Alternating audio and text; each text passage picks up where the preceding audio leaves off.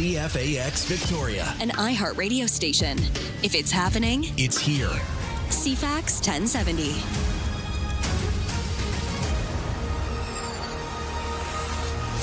Good morning. It is 6 o'clock on Monday, June the 12th. And here we are at 6 in the morning, and it is 18 degrees. It's a warm one, and it's going to be another warm day as we get into it. And we'll get you the full forecast in a moment. Right now, the news begins, and we say good morning to Lisa Best. Good morning, Ryan. We came out of the weekend. It was hot. It was dry. And yes, we do have a wildfire to tell you about. That was sparked yesterday. It's currently being held by crews, so that's good news. They're getting a quick start on it. Discovered Sunday, it is, looking at the map, just about southwest of Cedar, along a river, Nanaimo River, actually. So keeping a watch on that. Hector and size being held. Good news coming out of Vancouver Island for a hot, dry weekend. But of course, we had 15 wildfires burning across BC, and 4 started in the past 24 hours.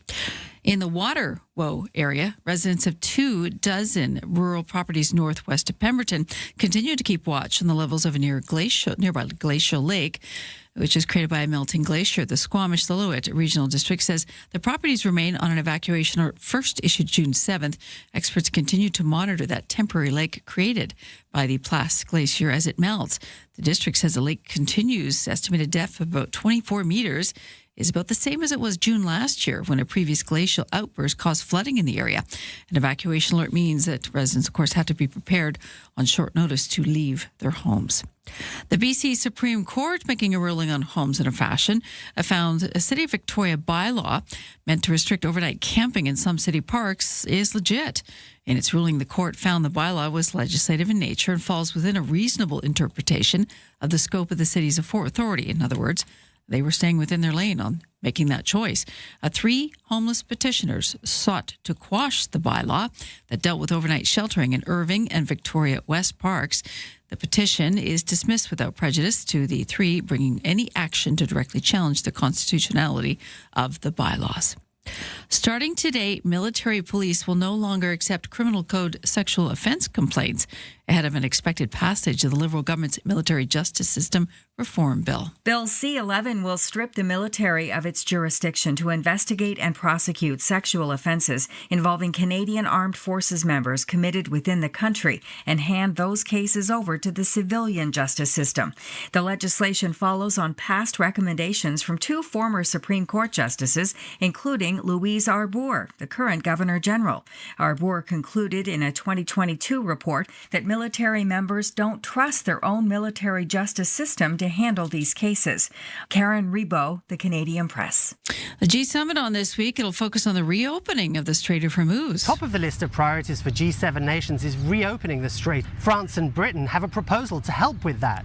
They are offering warships that could help escort tankers through the strait and also get rid of any mines. That proposal is expected to be discussed as part of wider talks on the Middle East, both at a leaders' dinner that kicks off the G7 this evening and through the next 3 days of talks to Wednesday.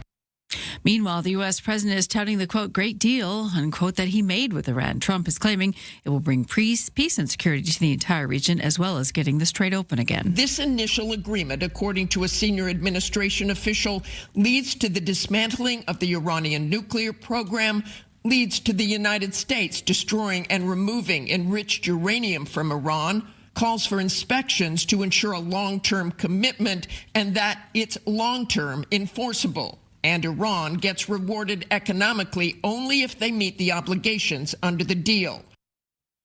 Anthropic says it has taken its newest AI models offline following a U.S. administration directive to ban their use by foreigners. ABC's senior White House correspondent Selena Wang was on the Start Here podcast to explain. Anthropic says the government didn't provide specific details about why they wanted them to shut this model down for foreign nationals, but said it thinks the government had become aware of a method called jailbreaking or bypassing the safety guardrails of their advanced model. Now, their view, though, is that it wasn't as serious as the government made it and that it was a simple issue that they were referring to. And the FDA, medical professionals, and the company that makes Benadryl are out with a warning to teens and parents about the potential deadly risk posed by a new TikTok challenge. The viral dare posted to social media encourages young people to take up to 25 Benadryl tablets at once to achieve a euphoric high, even hallucinations. Richard Preston's daughter tried it last week. She was perfectly fine Sunday. Within 24 hours, she's laying lifeless. Hundreds of kids have been hospitalized after overdosing on the over-the-counter allergy medication. At least 5 have died since the TikTok challenge was first issued in 2020. Jim Ryan, ABC News. That's your news to 6:05.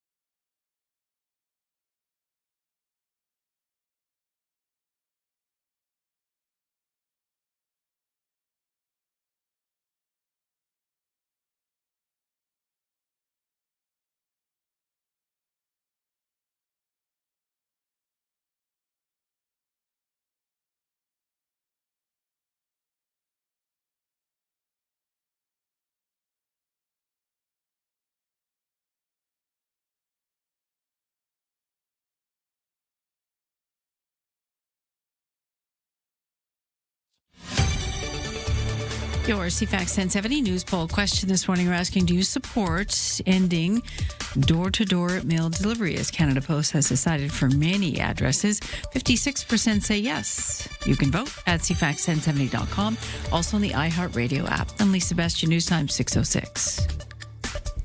Thank you, Lisa, and good morning. Welcome to Monday, a warm one already with 18 degrees. The temperature we're sort of sitting at, for some of Victoria, I see 15 at the airport. That's the official temperature, but some areas are feeling warmer than that right now. It's the humidity. Yep, that humidity's there. It's going to be cloudy, though. You know, we're going to see some sunshine today, but a bit overcast, but really warm. So that's the situation heading our way, and the details are coming.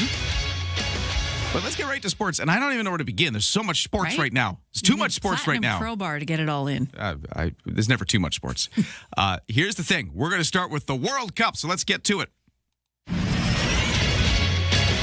This is your TSN Radio FIFA World Cup 2026 update. I'm John Rodenberg. Two of the favorites got their tournament underway. Germany thundered Curacao, the smallest country ever to make the tournament, 7-1. Kai Havertz had a pair of goals for Germany. The Netherlands had 2 one-goal leads, but had to settle for a 2-2 draw with Japan. Cote d'Ivoire scored in the 90th minute for a 1-0 win over Ecuador. Sweden blitzed Tunisia 5-1. Today, 4 more games, including a first game for one of the tournament heavyweights. Spain taking on Cabo Verde at noon Eastern. Spain superstar Lamine Yamal has been cleared from injury and could play. Canada arrived in Vancouver on the weekend after their 1-1 draw with Bosnia Friday. Kone driving forward. Played through towards Kyle Lauren! It's Kyle Lauren with the goal! Canada's first ever point at a World Cup. They'll play Qatar on Thursday. You can watch the FIFA World Cup matches on TSN, CTV, Crave, and streaming at tsn.ca. Listen on the TSN Radio Network with all games streaming on the iHeartRadio app.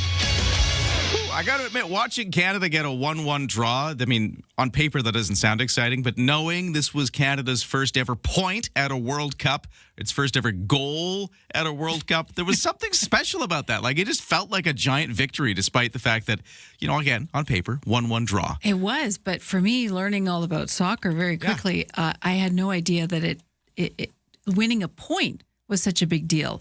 When in basketball... No, it's true. You know, even hockey sometimes, depending on the team, it's crazy. Yeah. Anyways, you're going to unpack more about that coming up. Yeah, let's talk about some soccer in a bit. But we also, of course, I mean, the other thing is there's a Stanley Cup winner. Someone won? Somebody won the Stanley Cup. Someone who deserved it? Well, I mean, I think so. The Carolina Hurricanes. I mean, I wanted the Canadian team to win. Can real talk for a second.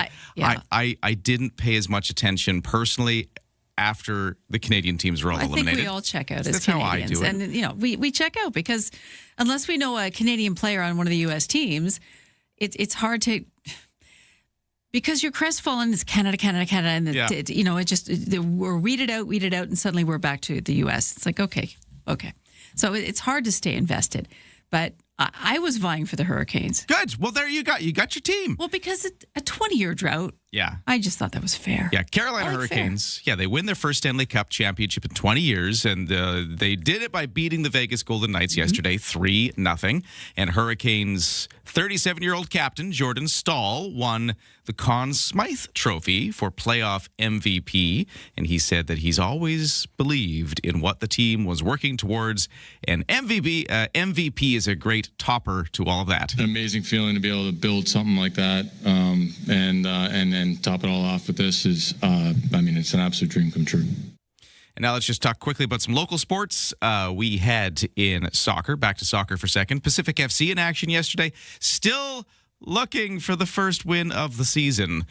10 matches in now, 0 wins.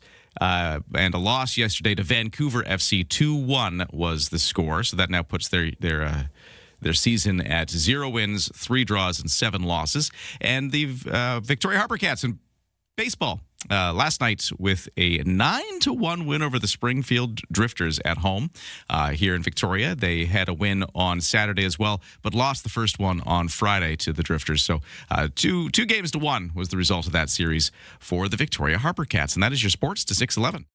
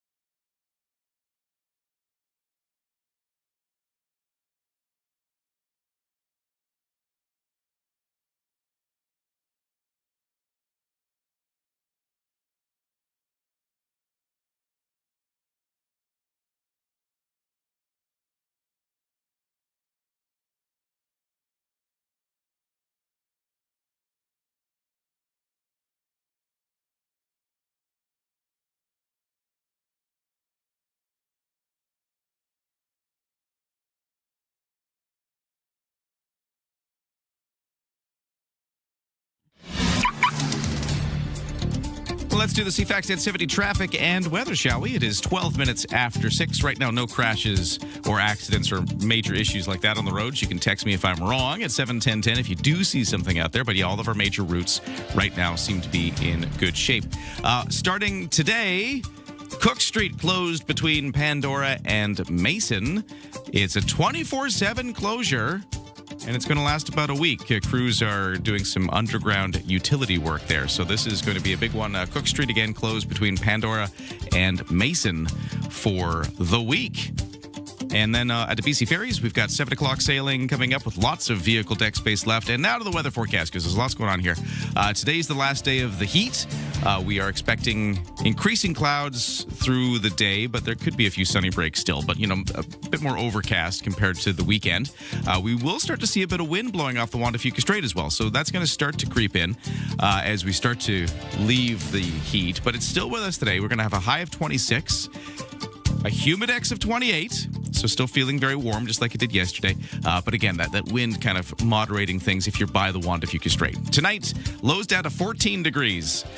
Tomorrow, mainly sunny with a temperature only hitting a high of about 22 degrees. And we're going to see quite a bit of wind as the wind sort of blows the previous weather pattern out of there. It's going to be breezy tomorrow and a little cooler. It's sunny right through the rest of the week, and temperatures will be in the low to mid 20s. So still quite warm, just this hot, humid stuff is leaving us. That's your forecast right now. What are the temperatures? Well, it's varied, but in Saanich by the University of Victoria, we are still seeing 18 degrees. It's not far off that in some places, but a little cooler if you're right by the water. For instance, Oak Bay, right on the waterfront, it's 14, and the official temperature at the Victoria International Airport is 15. On the markets, the North American stock markets will open a little later this hour, so let's take a look at how last week closed with Aaron Sousa. Markets starting the week strong. Toronto's S&P TSX on Friday was up 266 to close at 34,937. In New York, the Dow climbed by 353 and the Nasdaq gained 79. In Tokyo, a tentative deal to end the war in Iran sent the Nikkei soaring by almost 3,300 points. The Hang Seng in Hong Kong added 124. Our dollar is trading at 71.55 US. Prime Minister Mark Carney is off to the G7 summit in France. An An end to the war in Iran is expected to dominate talks. U.S. President Donald Trump is set to attend the summit, but it's unclear if he'll meet with the PM. Canada's ambassador to the U.S. takes the stage in Toronto today. Mark Wiseman will join BMO CEO Darrell White for a fireside chat. Expect talk of cross-border trade and investment challenges as the July 1st CUSMA deadline looms. And new data on housing starts is expected today from the Canada Mortgage and Housing Corporation. From the Canadian Press Business Desk, I'm Aaron Sousa. CFAX Morning Show brought to you by Thrifty Foods this Saturday from 10 a.m. until 1 p.m. The first 200 kids aged 12 and under are invited to decorate a free brownie for Dad at all locations. It is Father's Day this Sunday. I love when they hold these. I like this. Didn't they have a Mother's Day one too? They did, yeah. Same thing. Easter one. I think they did it. Was it a cookie or a cake? I can't remember for just Mom. something simple, but kids working with icing. What could possibly go wrong, right? Well, it's better when it goes wrong when it comes to this. Food fight. Yeah. So that's going on at Thrifty Foods. Don't attempt your morning commute without us. Ryan and Lisa, mornings on CFAX 1070. This is the big one, Lisa. We have hit the end of the CFAX Summer of Rock, and we need to give away the Guns N' Roses tickets sometime during the morning show today. All right. So good morning. Welcome to the show. It is Monday. It's a hot one, and we've got a hot prize to give away. I think we're going to do this around 8 o'clock, just after the news and the sports and the weather and the traffic and all that. Sounds good. So 8 o'clock hour, there's your heads up. If you have entered, if over the course of last week you heard a Guns N' Roses song and you texted the word rock to 71010, we're going to pick one of those entries and award them the tickets, the Helijet flight to get to Vancouver to see Guns N' Roses play in Vancouver. You're going to get Rosedale and Robson Street hotel accommodations, and it's all brought to you by the Sax Point Pub in Esquimalt. That full prize, we'll draw that name. We'll call the winner. This is the thing that's important. You've got to actually pick up the phone to win. You got to. That is key. Close the deal at the other end. You got to answer. So be listening. I'll call. If you pick it up, you win. But you got to pick up the call. What happens if you don't answer? I go to another name. That's not fair. Got to answer the phone. It's the rules. I know. I'm just following the rules. I don't like the rules. Did you know Sax Point Pub, they have cooling beers? They have what? Cooling beers. What's a cooling beer? It's a scientific thing. What does that mean? You drink it, you feel cooler. Oh, I see. You know what they got there? And it's, I guess other people would have it too, but they have a salted lime lager. Oh, hot those day. Are great in the summertime. Hot day. Yeah. Patio. I mean, like nice today maybe. Too. Yeah. Sax Point Pub. Try the salted lime lager. We're not blowing smoke here. They're good. Very good. You know what else is good? What? Listening to you read the news. It's 6:17. Such a charmer. Full-scale strike by unionized outside workers for Metro Vancouver. Not a time for this to happen. For locations from parks to construction sites, this is about to get underway this morning. The Greater Vancouver Regional District Employees Union had said that members have been without a contract for 17 months now and accused Metro Vancouver management of ignoring their concerns. Of course, this is where the focus of the world is on, the World Cup. Vancouver, one of the host cities, of course. Metro Vancouver has said it respects the right of lawful job action and remains focused on a deal. The latest offer to workers includes a wage bump of more than 10% over 3 years. Talking about bump, that tentative deal to end the war in Iran and open the Strait of Hormuz has sent stocks soaring and oil prices plummeting. Oil prices went down more than $4 U.S. barrel early this morning on news that the strait will soon be reopened. So we can all cross our fingers. After repeated false starts and promises, investors were betting on it this time that the war might actually end. This is the U.S. president confirms the initial agreement and authorized an end to the U.S. naval blockade of Iranian ports.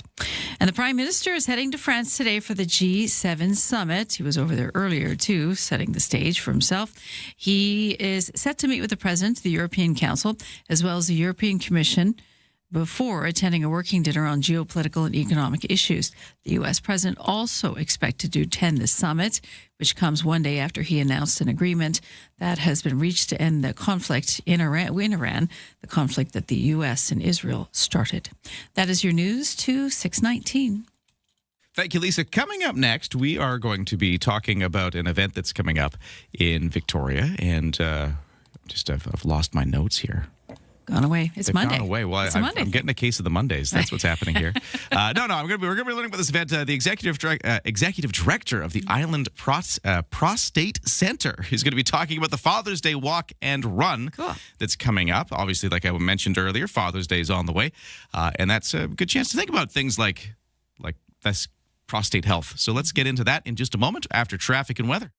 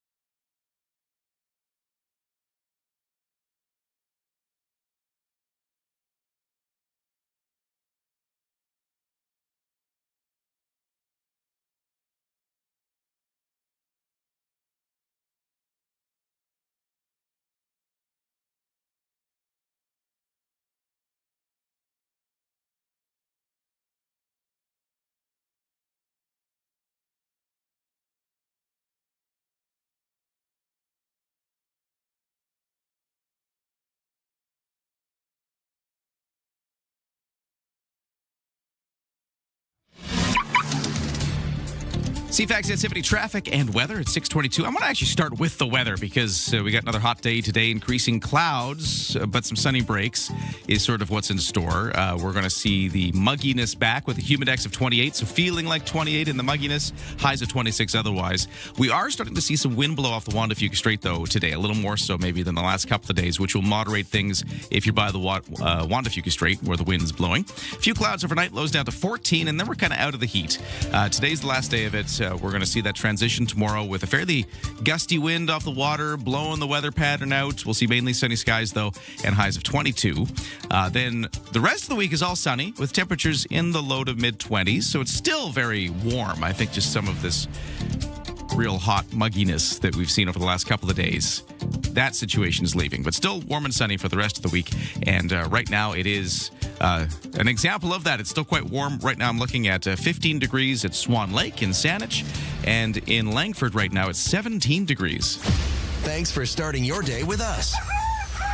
Ryan and Lisa, mornings on CFAX 1070. Father's Day is coming up. There's your warning. It's coming. Don't forget if you need to remember. But we're starting to look ahead already, and some of the community events that you can look forward to are already here on the schedule to talk about. And this one is for a good cause. The Island Prostate Center's Father's Day Walk and Run for Prostate Cancer is coming up on the 21st. Through Camosun College Trails. And Executive Director Leanne Kopp is on the line now to talk about it with us. Hello, Leanne. How you doing?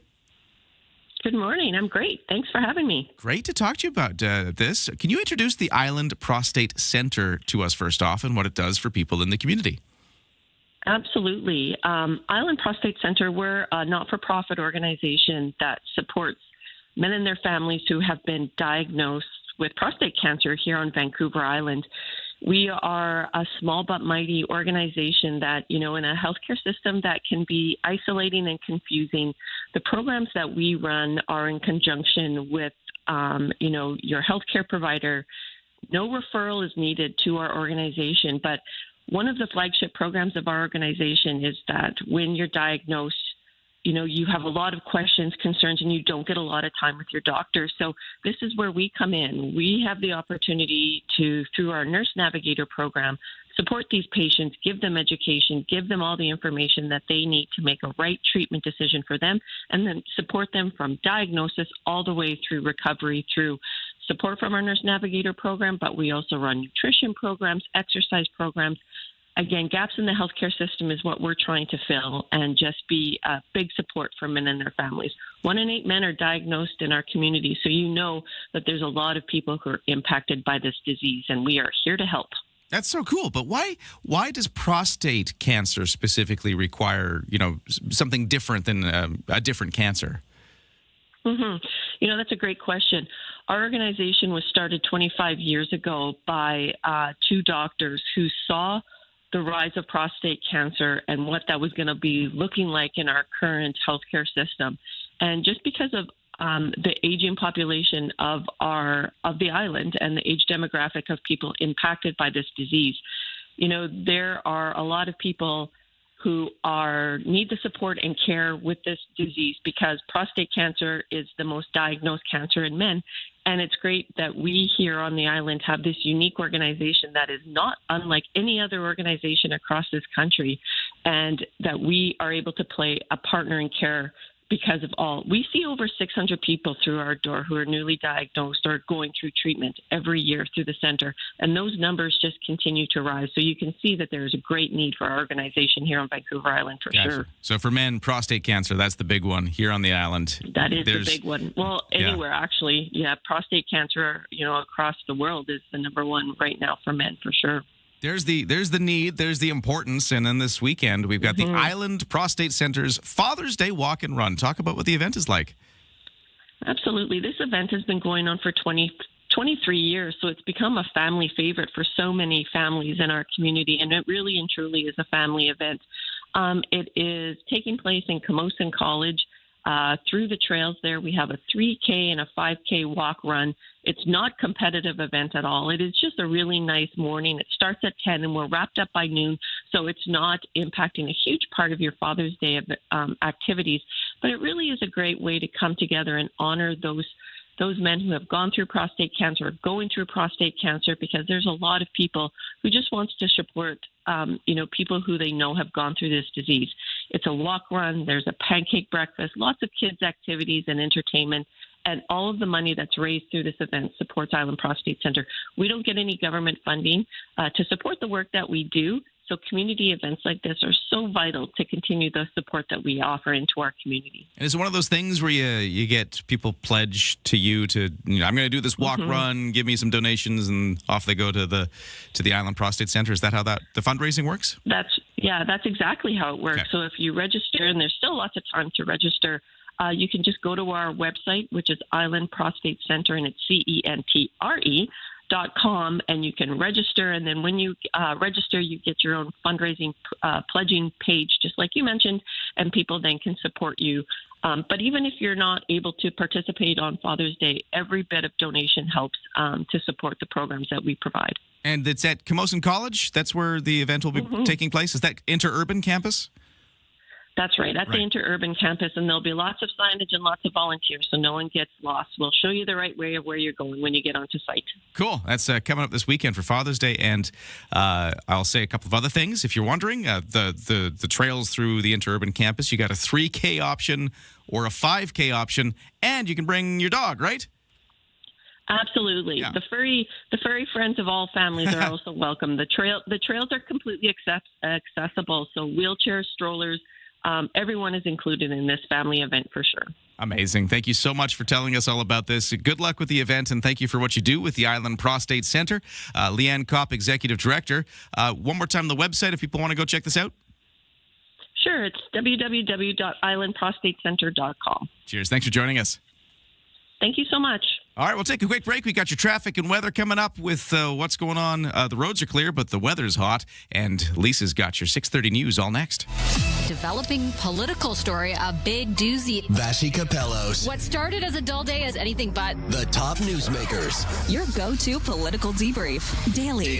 What is really going on? The breaking news. Just moments ago. And the entertaining analysis and debate to follow. I don't think you can sugarcoat it. It's an issue. It's not true, guys. Yeah.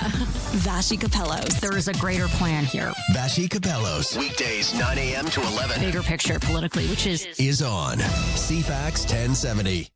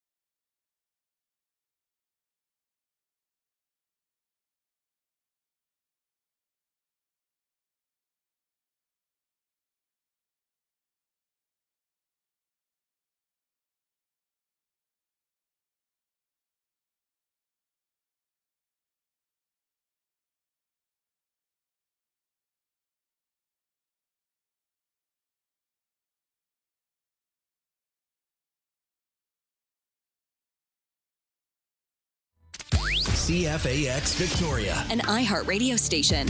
If it's happening, it's here. CFAX 1070.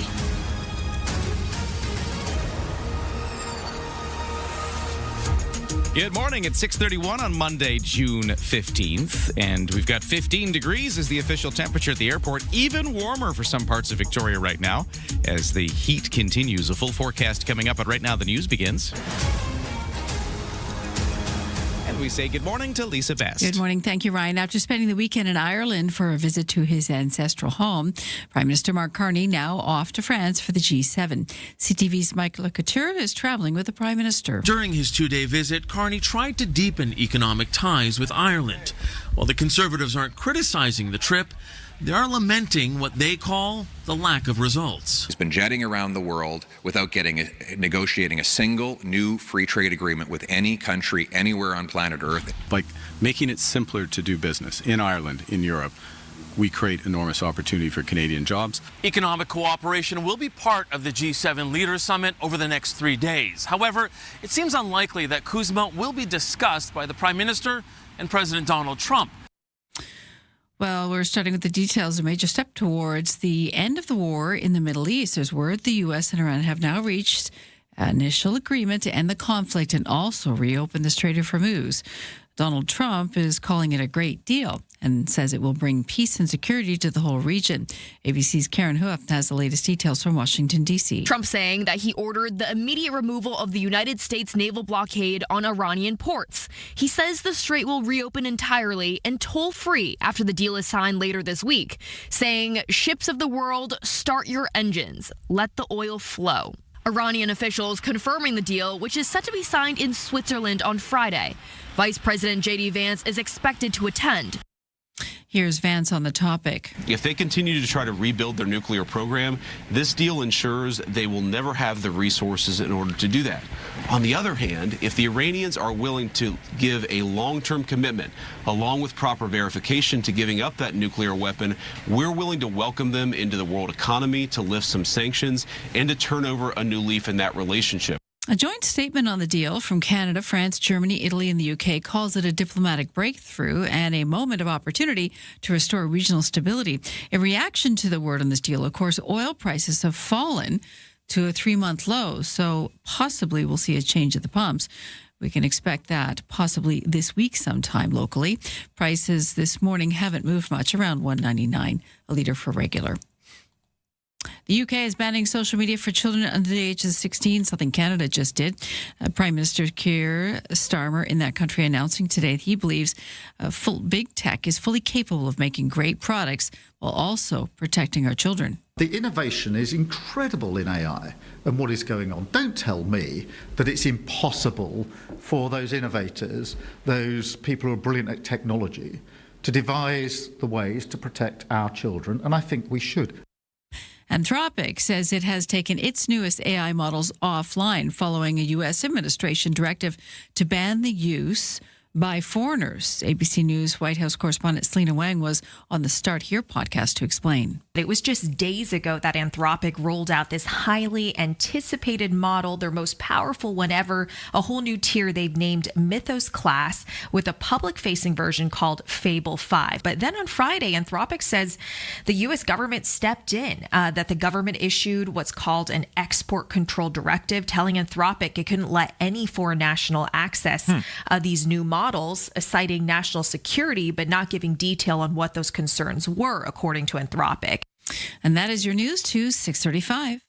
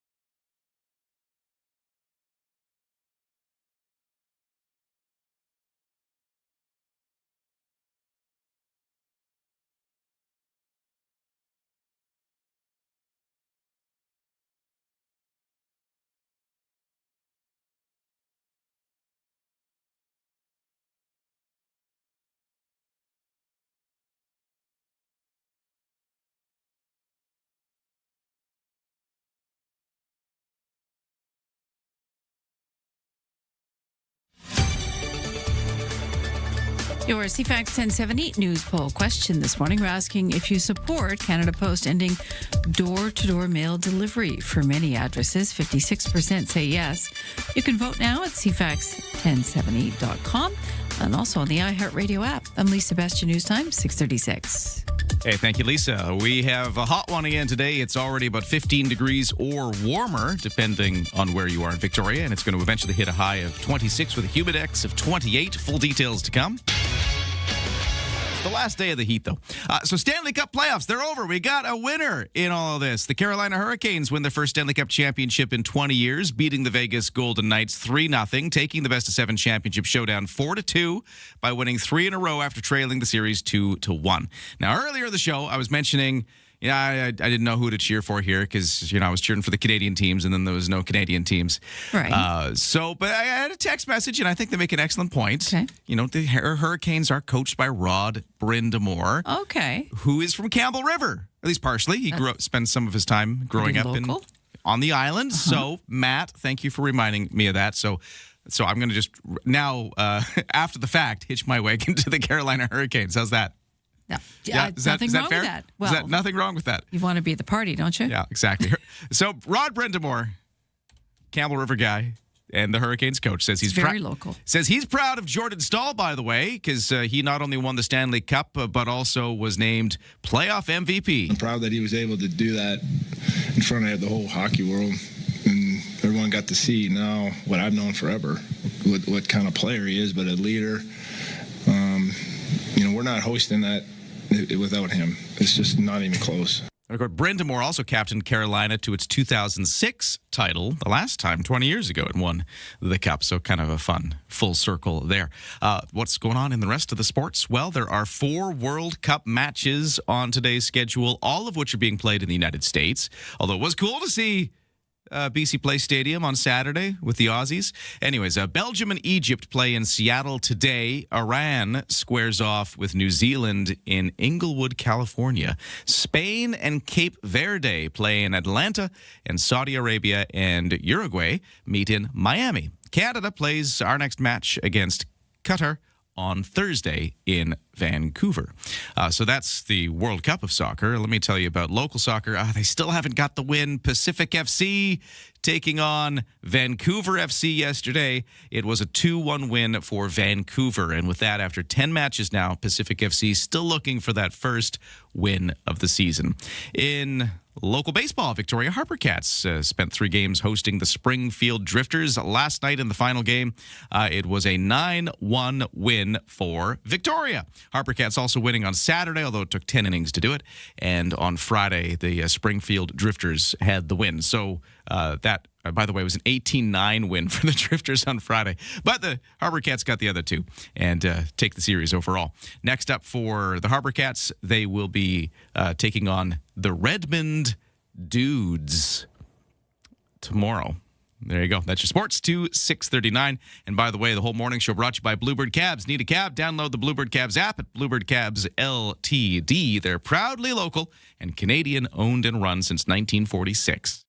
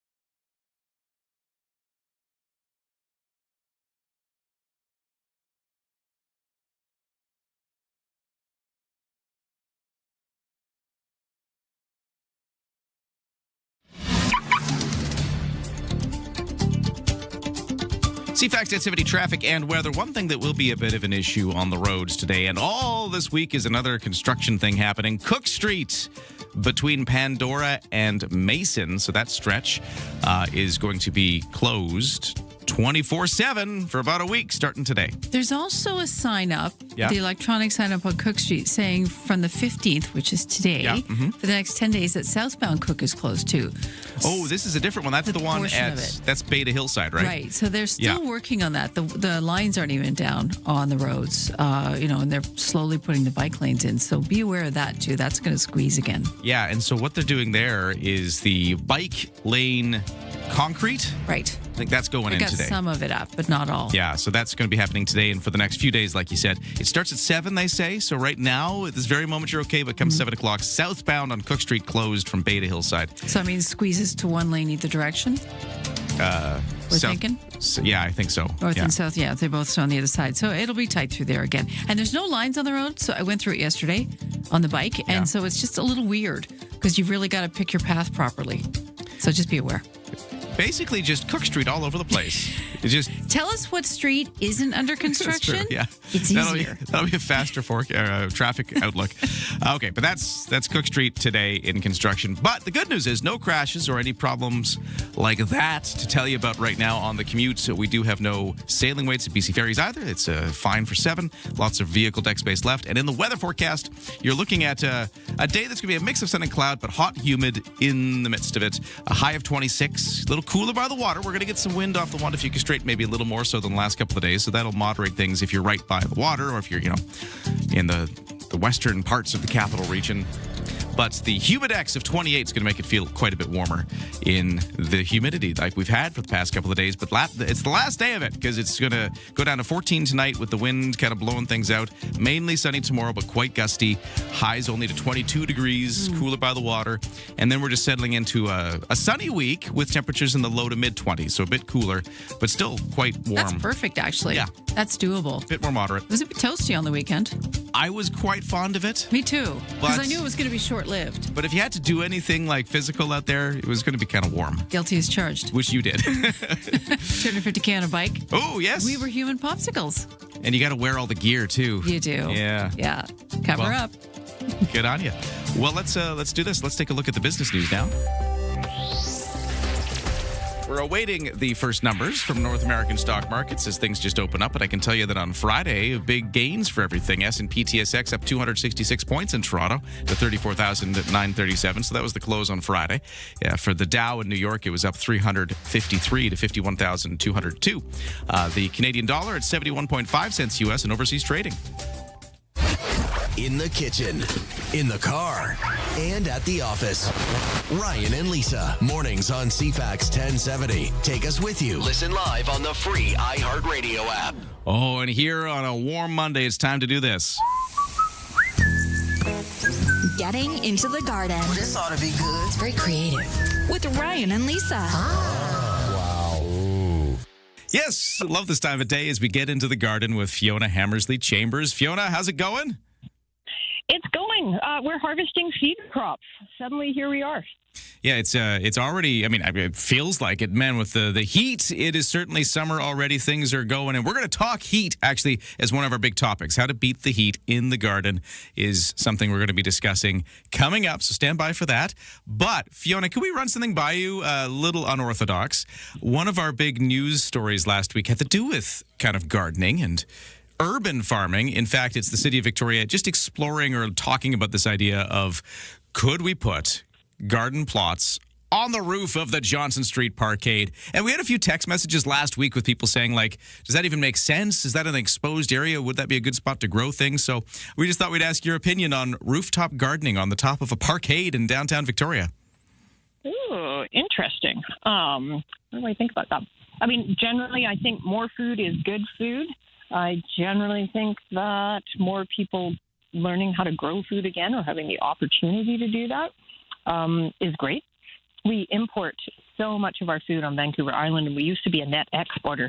And now I think we import 97, 98%. Like, what happens if there's the big mega thrust earthquake and the ferries are cut off? Like, I'm fond of saying that learning how to save seeds and grow food is, until there's an emergency, is the equivalent of waiting until you're in northern Alberta at minus 40 in a blizzard to figure out how to change your tire, right? Like, learn how to do these things now, enjoy them. And yeah, rooftop gardening downtown, I could see that being a thing, because lots of people live in apartments and they don't have access to garden space.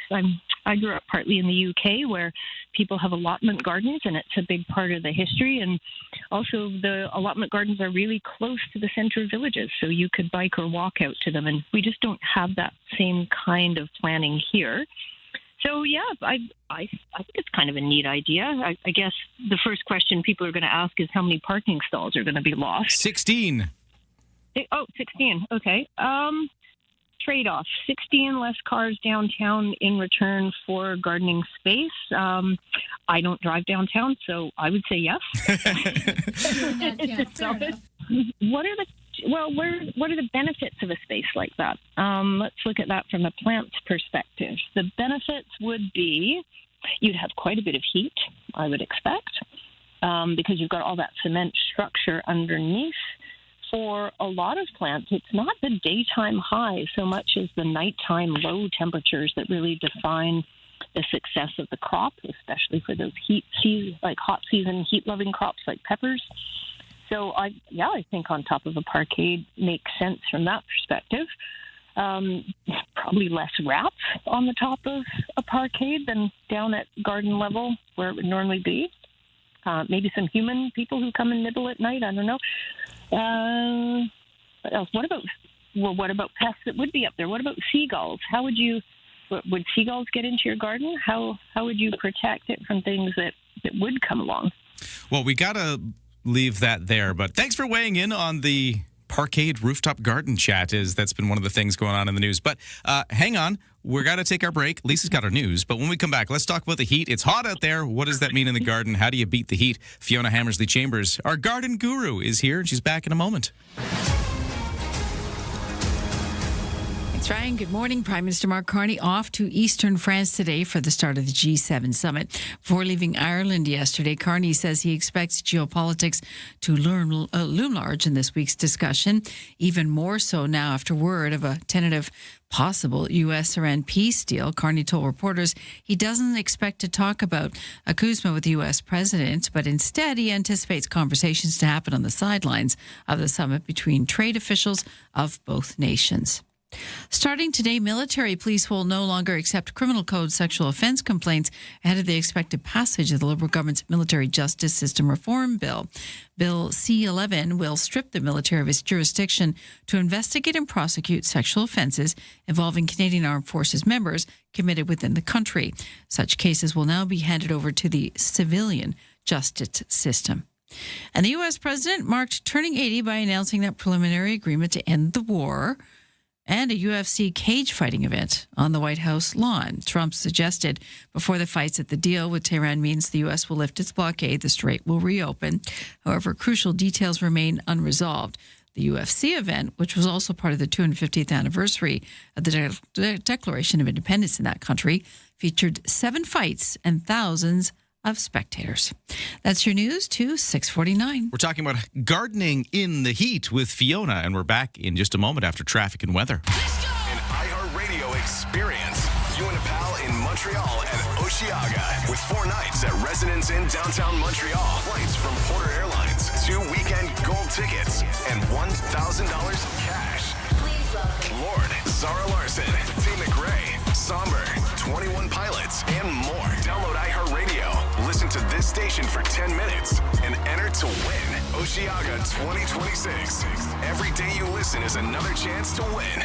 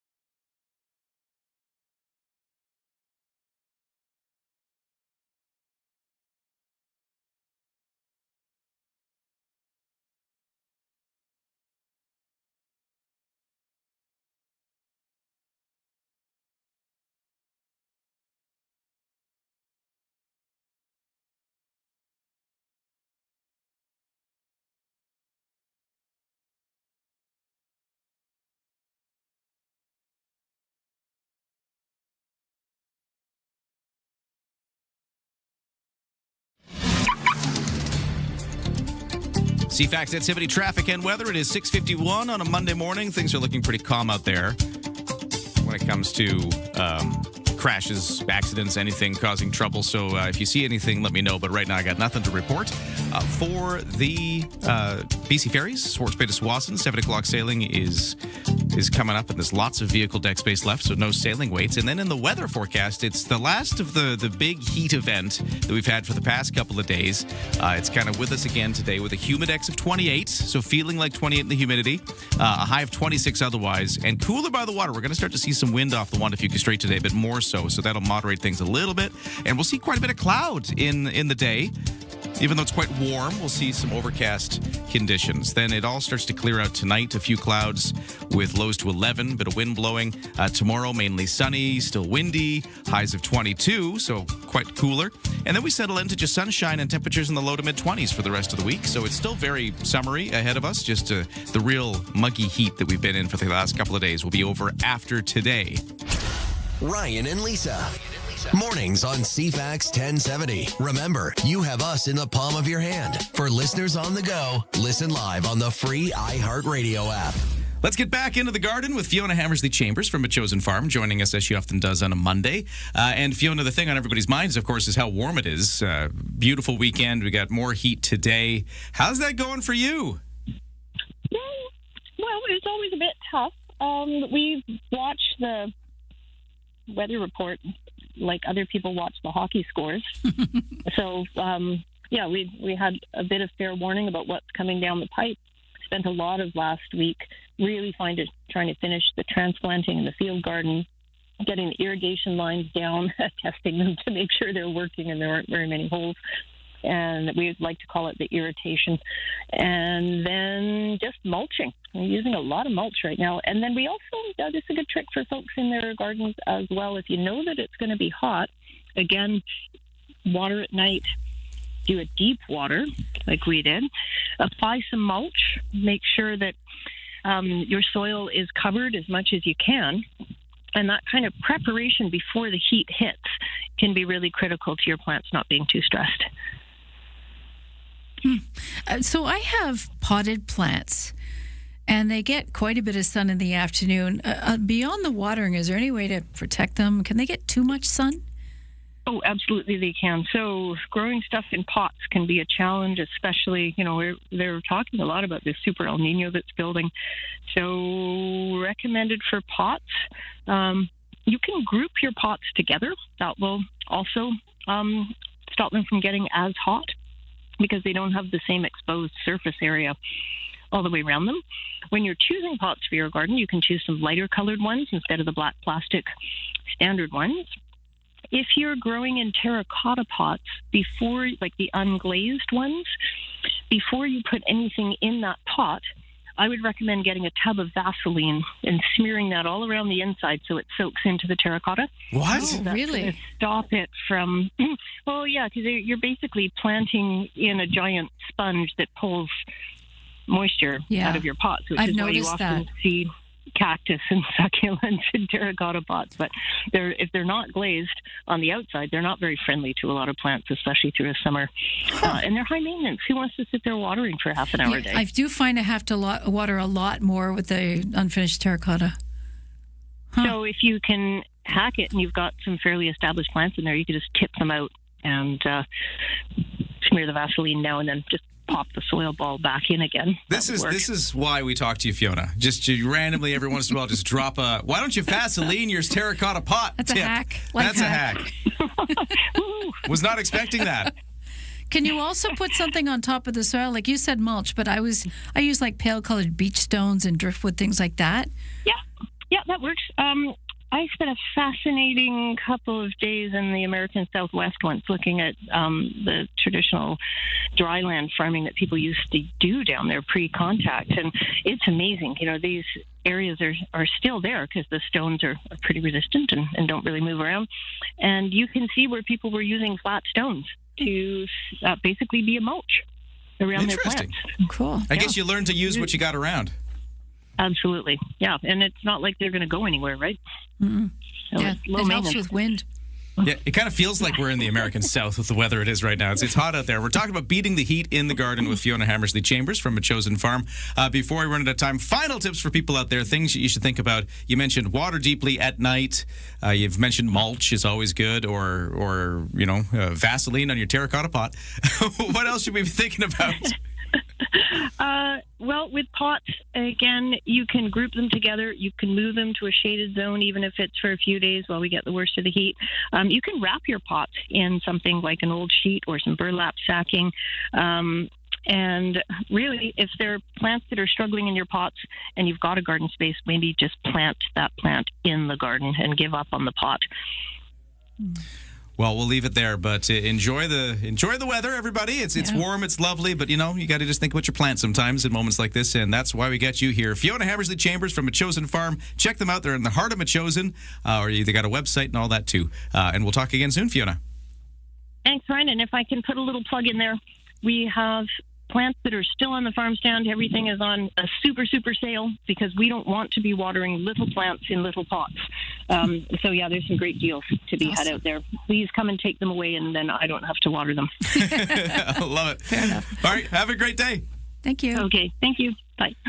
quick break. We got the 7 o'clock news coming up. Top stories of the day with Lisa. Then we've got your sports, including a Stanley Cup winner to tell you about, and the World Cup of Soccer continuing with games on today, with the full report coming up next.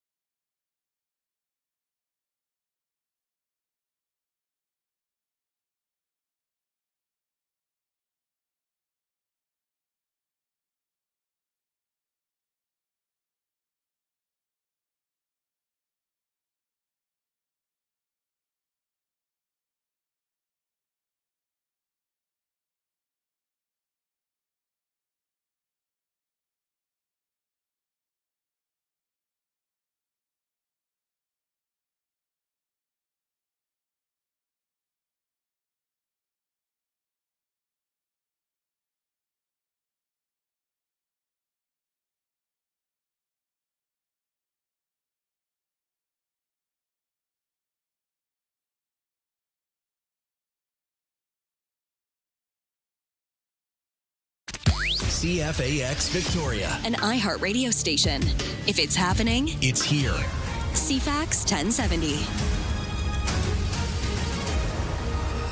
Good morning. It's 7 o'clock on Monday, June 15th, the last day of the big heat event we've been in. Right now we are starting the day off fairly warm. It's officially 15 degrees at the Victoria International Airport. Texter at 71010 says it's 18 degrees right now in Mill Bay.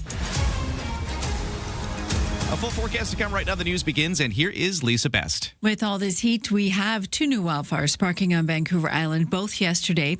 One is southwest of Cedar. Coastal Fire Center says it is considered being held. It's about a hectare in size on the north side of the Nanaimo River. The other is in the wilderness northwest of Lake Cowichan, and that one considered under control at this point. There are a total of 15 wildfires burning province-wide as of this morning. 4 new starts in the last 24 hours. One of those is considered burning out of control. That is northeast of Terrace, BC, and northern BC. One more day heat across Greater Victoria, and the BCSBA officials are reminding you about the risk of leaving your pet in a hot vehicle, even for a few minutes, can be a problem. Leaving the air conditioning on, the windows down, and parking the shade seems like good options, but they're not fail-safe because pets sweat and take in heat differently than we humans do. Last year, the BC-SPCA Animal Helpline opened 607 animal protection files about animals in hot cars specifically. 151 of those were reported on Vancouver Island, the Gulf Islands, and Sunshine Coast. So far this year, the helpline has opened 143 files, and it really hasn't been that hot for prolonged periods of time just yet. You may want to wait to fill your tank as world markets react positively to that new deal between the U.S. and Iran that will end the war. We're waiting to see if the ink dries on this one. The president of Canadian for Affordable Energy, Dan McTagg, says prices at the pumps may drop this week. We're nowhere near where we were back on February the 27th. We weren't paying for summer blend gasoline. That's an extra 8 cents. And we didn't have the benefit of the federal government dropping the excise tax. But it is coming down. Now, the U.S. and Iran have reached an initial peace deal which extends the fragile ceasefire for 60 days and would lead to the reopening of the Strait of Hormuz. The U.S. Vice President J.D. Vance discussing the agreement on ABC. We're willing to give significant sanctions relief if the Iranians make the kind of long-term commitments that are necessary to be a normal country, to give up their nuclear weapons program, to stop funding terrorist activities all over the Middle East. You can bet that is going to be a major topic discussion as the Prime Minister, Mark Carney, heads to eastern France today for the G7 summit. While in Ireland on the weekend, Carney told Irish news outlet RTE that the war in Iran would be topic number one at the G7. He said Russia's war in Ukraine is also a key issue, as well as trade and emerging technologies. At the summit today in Evian-les-Bains, Carney will meet with the President of the European Council, Antonio Costa, as well as European Commission President Ursula von der Leyen, before attending a working dinner. While it's unknown whether Carney and Trump will sit down privately over these next couple of days, Canada-U.S. Trade Minister Dominic LeBlanc and U.S. Trade Rep Jameson Greer are set to connect on the summit sidelines. Karen Rebo, The Canadian Press. Well, speaking of Ukraine, in the capital Kyiv overnight, a cathedral situated in an 11th century monastery, which is one of the holiest sites for Orthodox Christians, was struck and badly damaged during overnight Russian drone and missile attack. ABC News foreign correspondent Tom Sufi Barrage says that attack killed at least 10 people as well. Video from Ukraine's emergency services shows the golden domed roof of the 11th century Uspensky Cathedral on fire. On a visit to the site to survey the damage, Ukraine's President Zelensky said the building, which sits within a sacred monastery, was struck by a Russian drone. That monastery, known as the Lavra, is not just one of the holiest sites in Ukraine, but all Orthodox Christian countries, including Russia.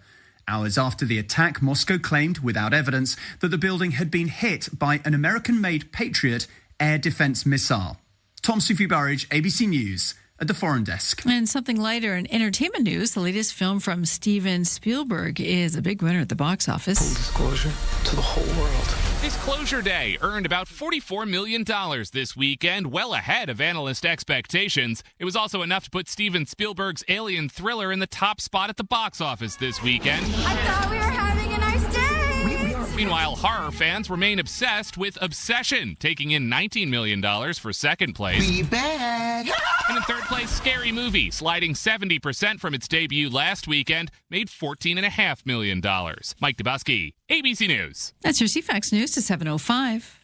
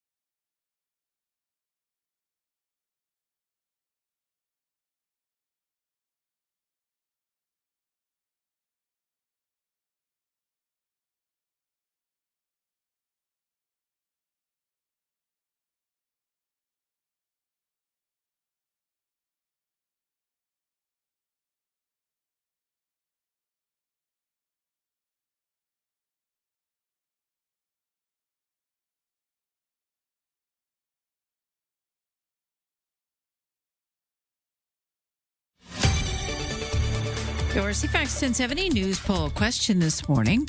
We're asking you about Canada Post. Do you agree with ending door-to-door mail delivery for many addresses across Canada? 56% say yes. You can vote now at cfax1070.com or also on the iHeartRadio app.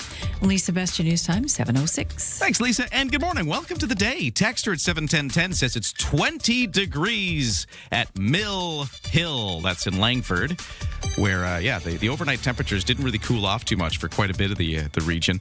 15 degrees is the official temperature at the airport, but much warmer in some places. And I'll get you the full forecast in just a moment as we head into the last day of the big heat event. Right now, though, over to the CFAX 1070 Sports, where the Carolina Hurricanes won their first Stanley Cup championship in 20 years, beating the Vegas Golden Knights 3-0. Vegas took the best-of-7 championship showdown 4-2 by winning 3 in a row. Hurricanes coach Rod Brind'Amour says it wasn't until the score into an empty net that he was sure they would win this for the Hurricanes. But up until then, you don't want to let yourself, think that it could happen. And I don't know what else to tell you. Just couldn't be prouder of the group. And as some texters are celebrating, we can kind of say, hey, Rod Brind'Amour, the Campbell River guy, is a bit of a local win here as well. Got a mystique to it. I like that. Hurricanes 37-year-old captain Jordan Staal as well won the Conn Smythe Trophy for player MVP. So that is what's happening in the world of hockey. In soccer at the World Cup, there are 4 matches on today's schedule, all of which are being played in the U.S., so no Toronto or Vancouver games for today. But we'll see Belgium and Egypt play in Seattle. Iran will square off with New Zealand in Inglewood, California. Spain and Cape Verde play in Atlanta. Saudi Arabia and Uruguay meet in Miami. So Canada's next game, we're not playing until Thursday. Qatar and Canada will go at it in Vancouver. The Canadian team, though, has arrived in Vancouver, so they're going to be there getting ready from here on in. Now, in local soccer, Pacific FC still seeking that first win. They were playing Vancouver FC yesterday. Vancouver wins over Pacific 2-1 in the game. Pacific FC now 10 matches in, have a record of 0 wins, 3 draws, 7 losses. Victoria Harbour Cats in action for the games against the Springfield Drifters. Yesterday, it was a win for Victoria, 9-1. They also won Saturdays in 10 innings, and then the Springfield Drifters took Fridays 18-9. So that was the Friday match. But yeah, the Harbour Cats get the next 2 after that to close out the series yesterday. And that's your sports to 7:09.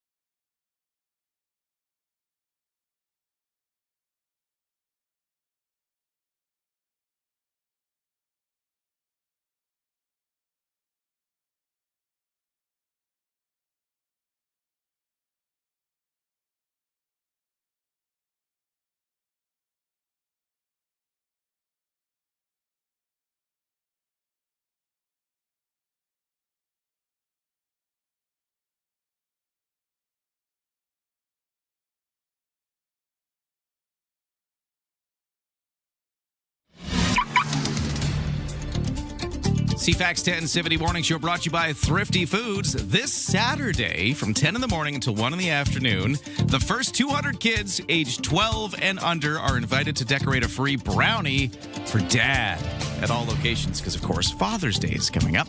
That's brought to you by Thrifty Foods. Now to the traffic and weather. No crashes on the roads, but there is some construction to tell you about. Actually, quite a few hiccups along the way for Cook Street. On first off, Cook between Pandora and Mason starting today. 24-hour, 7 days a week closure for like a week. They're doing some work there, some underground utilities for the big construction project nearby. So that is Cook closed now between Pandora and Mason just for the week. And then Cook Street southbound from Bay to Hillside, there's also obstructions there as they put in the bike lanes. They're installing the concrete. So southbound closure, Cook, Bay to Hillside. For the weather forecast, that's the big thing today. Let's talk about the heat event, which continues into today. It's the last day of it, but we see another warm one with the humidex of 28, 26 degrees otherwise. A bit cloudy, though. It's going to be a mix of sun and cloud through the day today. Then tonight, a few clouds, lows down to 14, so we're going to get cooler overnight compared to what we just have went through.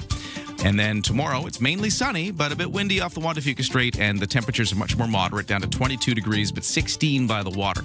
The rest of the week is looking sunny and warm, just not as warm, with temperatures in the low to mid-20s right through the rest of the weekend into the weekend. Right now for the temperatures, though, as we just had that text from Mill Hill in Langford, where they said it was 20 degrees where they are, it is quite warm.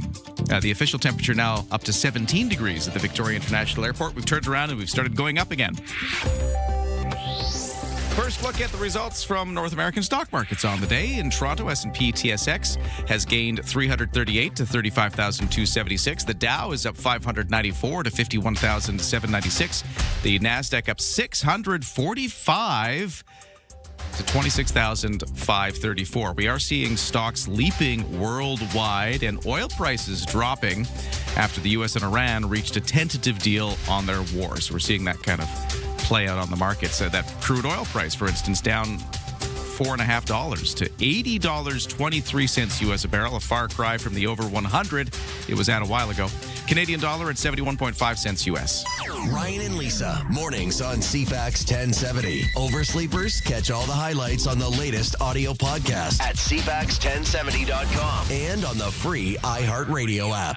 The World Cup of Soccer is here. Vancouver getting rave reviews from fans of both Australia and Turkish soccer teams after the city hosted its first ever World Cup match over the weekend. Police say no major incidents. Everything was great. Good. Lots of love in the air. Australia defeated Turkey 2-0, by the way, in front of a sold-out crowd of roughly 52,000. Wow. That was that's crazy. Healthy crowd. Yeah, it's been neat to see. I have to admit, I've been quite captivated by it, but it's becoming an issue. Here's my problem, Lisa. You have a problem? Well, the problem is, like, I'll go by. There's just games all day, so I'll go by and be like, "Oh, it's the World Cup. I'll just sit down and I was going to do something, but it's a game on." Okay. And then you go about your day, and then you realize, oh, wait, there's another game on. Well, I'll just sit down and I'll watch it. I got caught in front of the TV so many times over the last few days. I don't know. It's like scrolling with soccer. Yeah, I've got to find a way to balance my productivity with watching these soccer games. But the thing that I also noticed during all of my soccer watching. Yes. Has anybody else noticed and kind of scratched your head over the hydration break? Oh.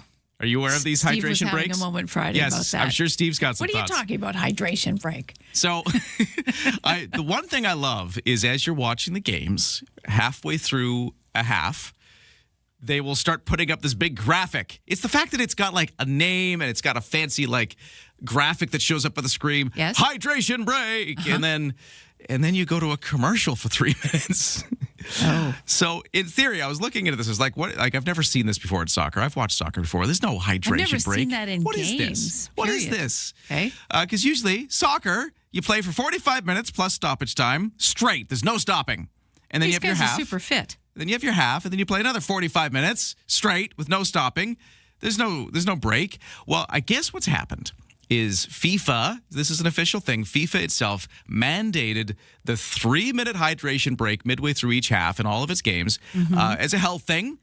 Because, it's summer, it might be hot. In fact, it is quite hot in some places. Yes. See Vancouver over the weekend. Of course. Very warm. So this is water breaks for players' health. And this has a bit of a history because back when the Brazil World Cup happened about 10 years ago or so, and some of the games are getting to like 39 degrees Celsius. Yes. At that time, the referees were able to, at their discretion, stop play for a hydration break because it was so hot. 100%.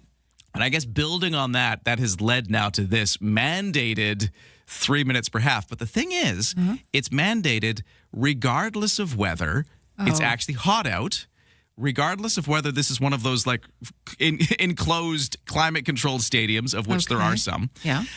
So some people are like, well, what if you don't need the hydration break? Correct. Well, here's the thing.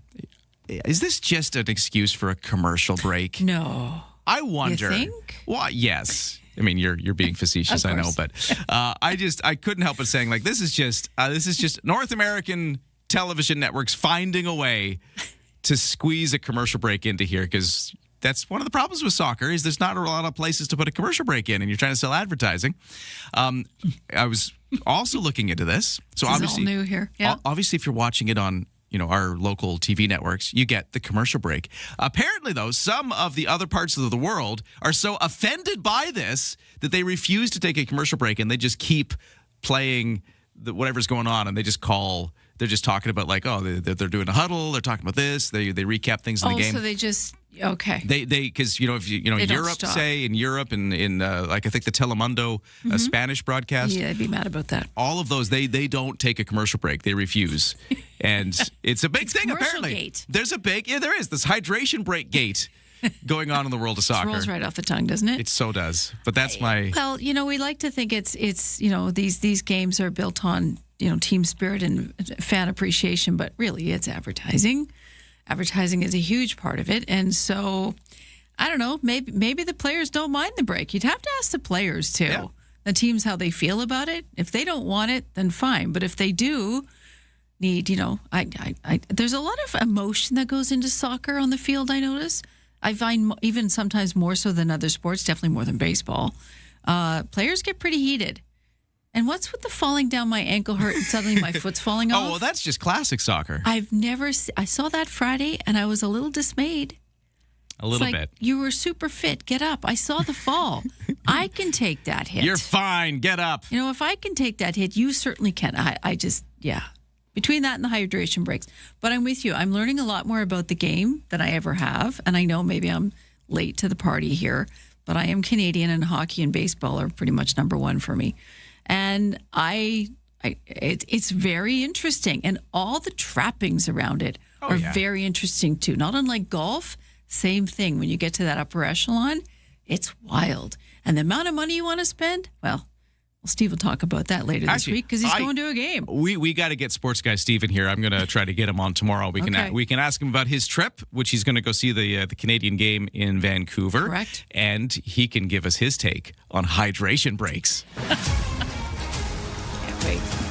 Right now it's 7:18. We got to get to the news. Here's Lisa. Let's have some more FIFA drama on top of the FIFA drama. The World Cup's racism monitor is urging FIFA to remove a match official over a hand gesture seen during a TV broadcast. FIFA's discrimination monitor says Sean Evans from Australia was seen making the OK symbol with his right hand in front of his leg during the official broadcast of Germany's opening game against Curaçao yesterday. Now, longtime FIFA and European soccer partner, the FAIR Network, says experts have been told that gesture clearly resembles an upside-down OK hand symbol. It's a sign of white power in global far-right circles. FIFA has yet to comment on the incident. That hand gesture is not good. Former Prime Minister Justin Trudeau attended the U.S. World Cup opener against Paraguay rather than his own nation's Bosnia-Herzegovina matchup in Toronto. Trudeau said he made the decision because his current girlfriend, Katy Perry, performed at the pregame show for the match at Sophie Stadium. He wrote on social media, sometimes supportive boyfriend duties call. Ryan just put his hand up because he has to interject. This controversy's been going over the weekend. As much as people love to hate Trudeau, I've got to give him the credit here. Yes, he would represent Canada, but when your girlfriend is performing, like, of course you're going to go see your girlfriend perform at the thing. Is Canada? You're not the current prime minister. Is Canada going to be mad that you're not at their World Cup game? Well, they were. Or is your girlfriend? Well, okay, but okay. Sorry, I'm getting excited. He doesn't have to be there. He doesn't have a vested interest politically to be there anymore.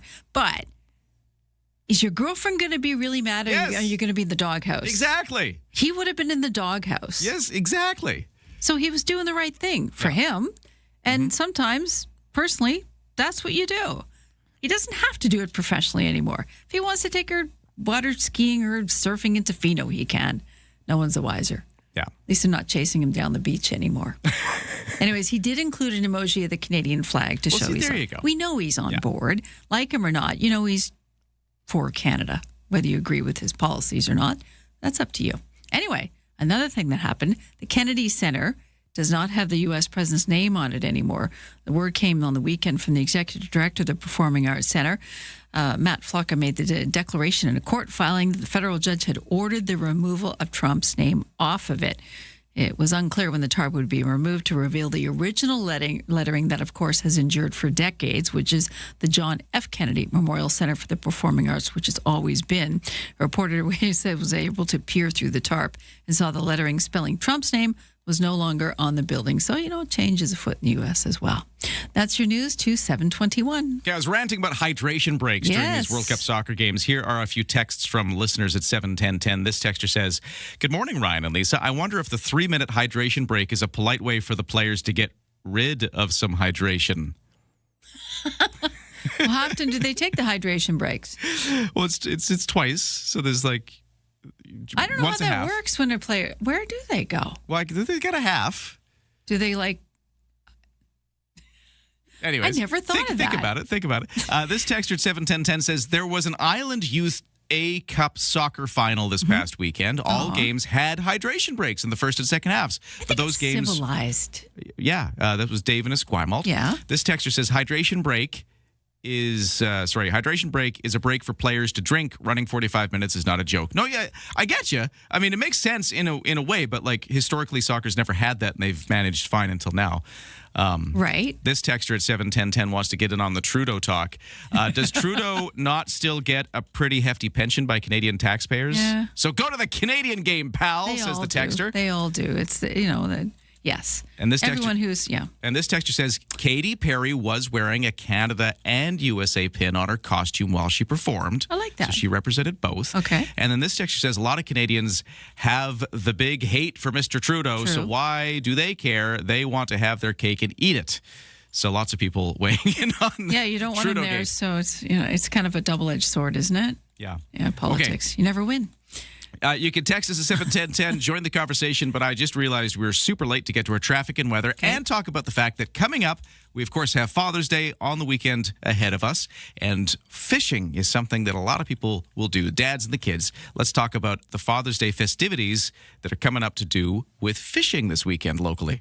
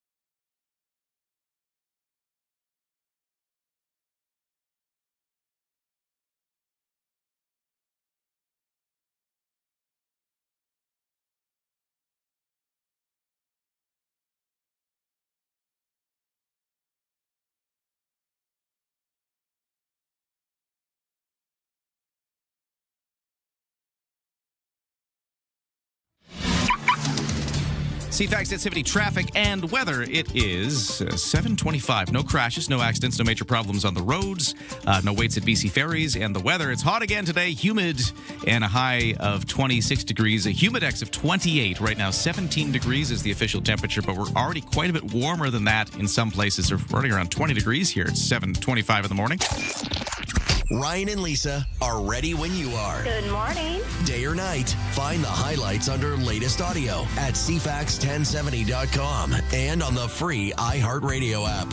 Well, the next Father's Day festivity stands out for anybody who wants to see if the kids like fishing before you commit to getting them a license. The province is waiving the basic fishing license requirement for many fish on this coming weekend for Father's Day for Canadian residents. So here are a handful of organizations putting on beginner-friendly events on the island. We got the Victoria Fish and Game Protective Association hosting its event on June 20th, which is at Holker Place, just off the Malahat, right by where the Skywalk is. The association's president is Tina Clark, who's on the line with us right now with some more details. Tina Clark, hello, how are you? Good morning. How are you? Great to talk to you. Can you talk us through what you're going to be putting on this coming Father's Day weekend? Yes, absolutely. Saturday morning, we're opening our doors to the public. We will be welcoming everyone from 10 a.m. till 4 p.m., all ages and all abilities. It's a Learn to Fish beginning entry-level program, and it's sponsored by Freshwater Fisheries of BC and BC Recreational Fishing Association. And all equipment's provided, and we have several very skilled folks that are coming out to volunteer their time, including volunteers from Freshwater Fisheries and a ton of education, a ton of fun.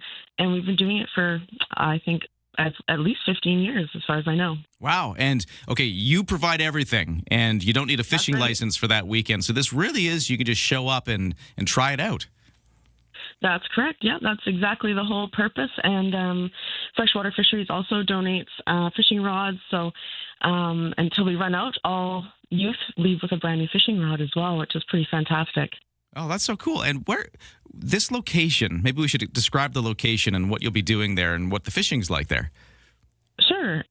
We have a pond. It's called Frog Hollow Pond.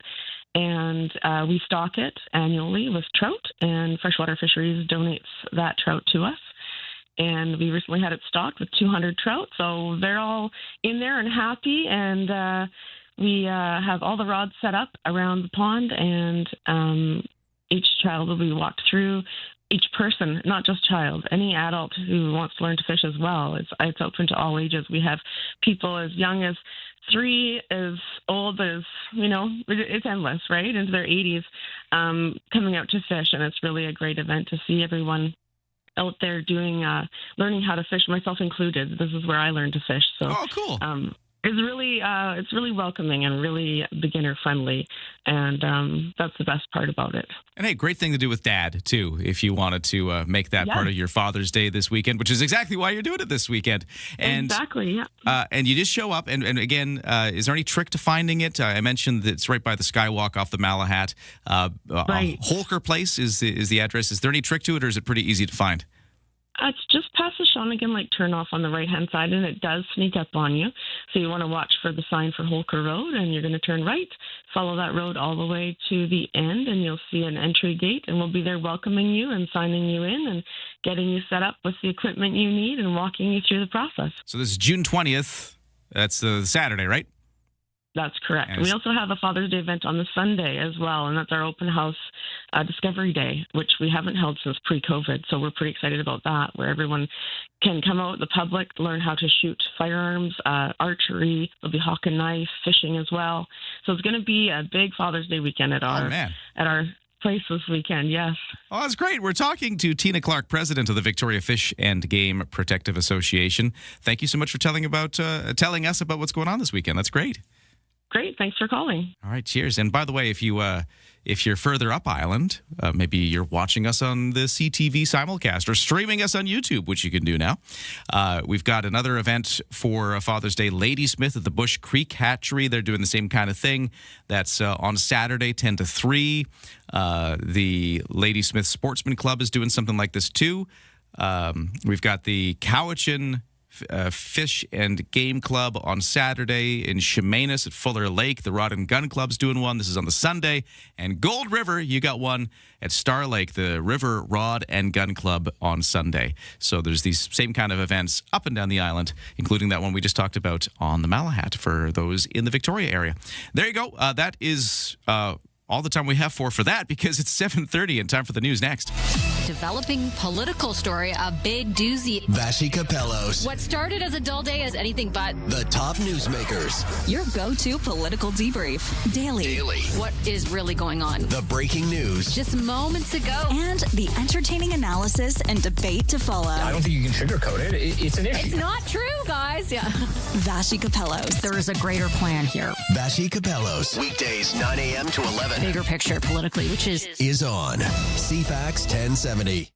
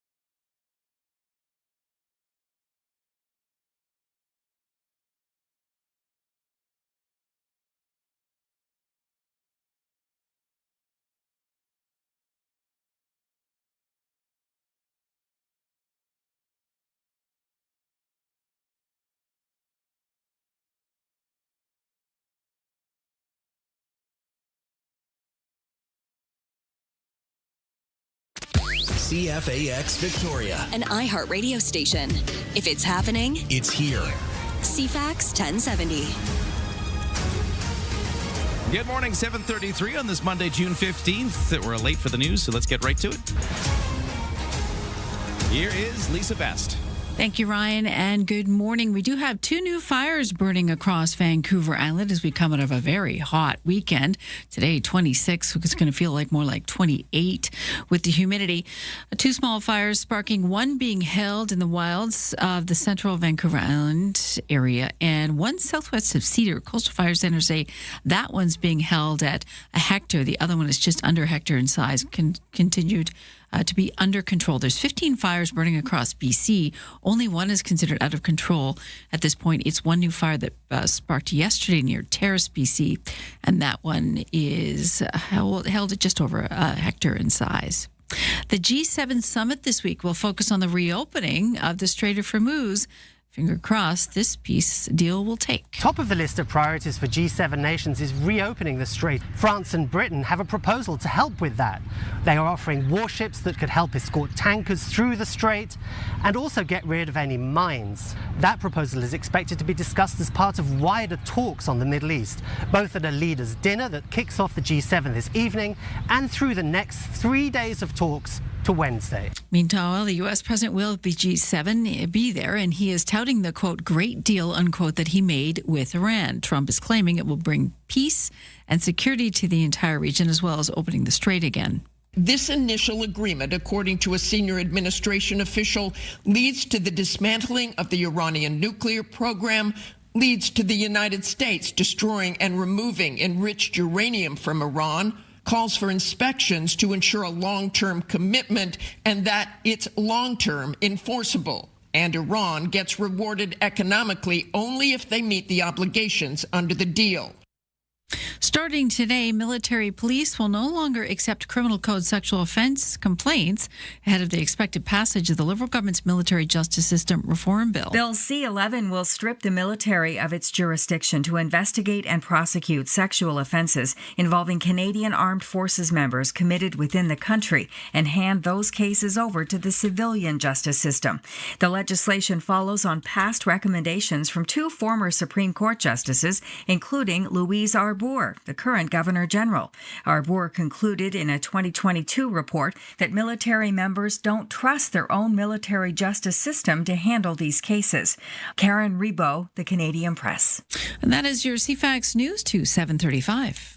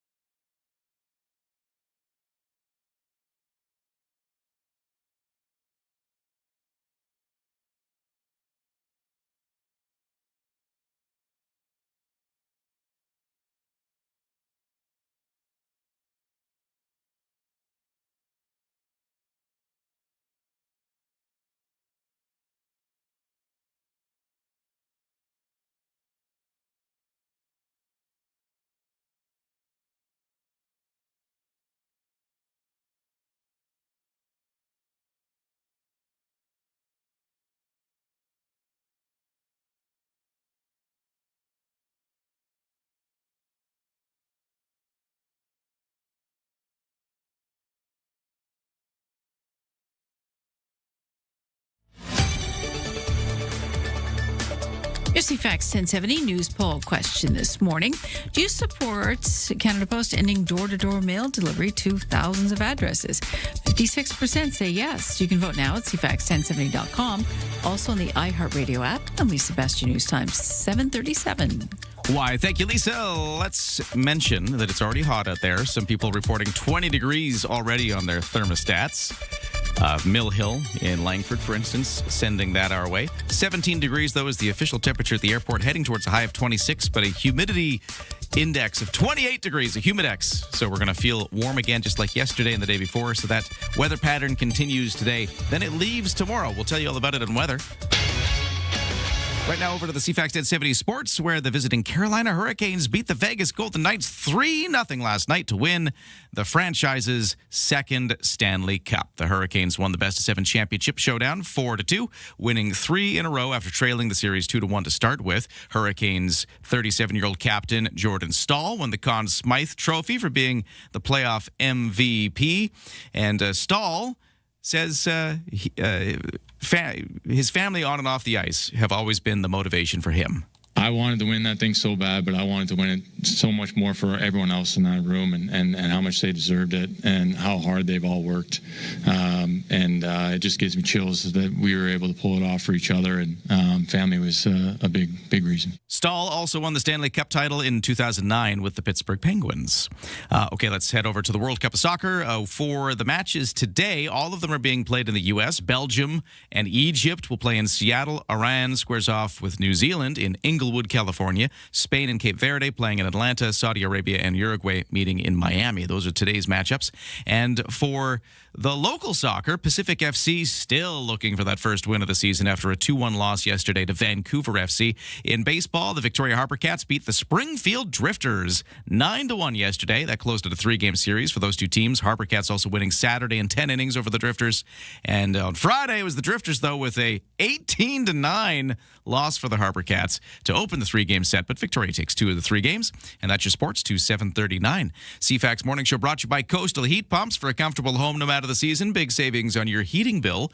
Talk to Coastal Heat Pumps. They're designed for comfort. The South Island's Elite Plus Fujitsu Air Stage dealer.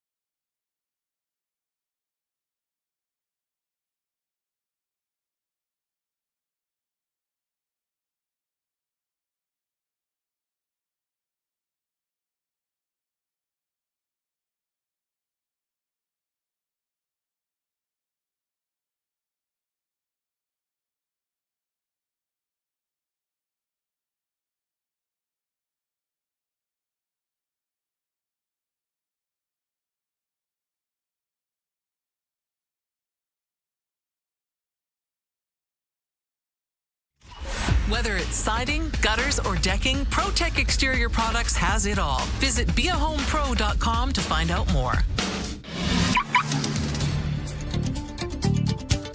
Over to the CFAX 1070 traffic and weather. See a crash? See a problem out there on the roads? Text me at 71010 and let me know, because right now it's looking pretty clear.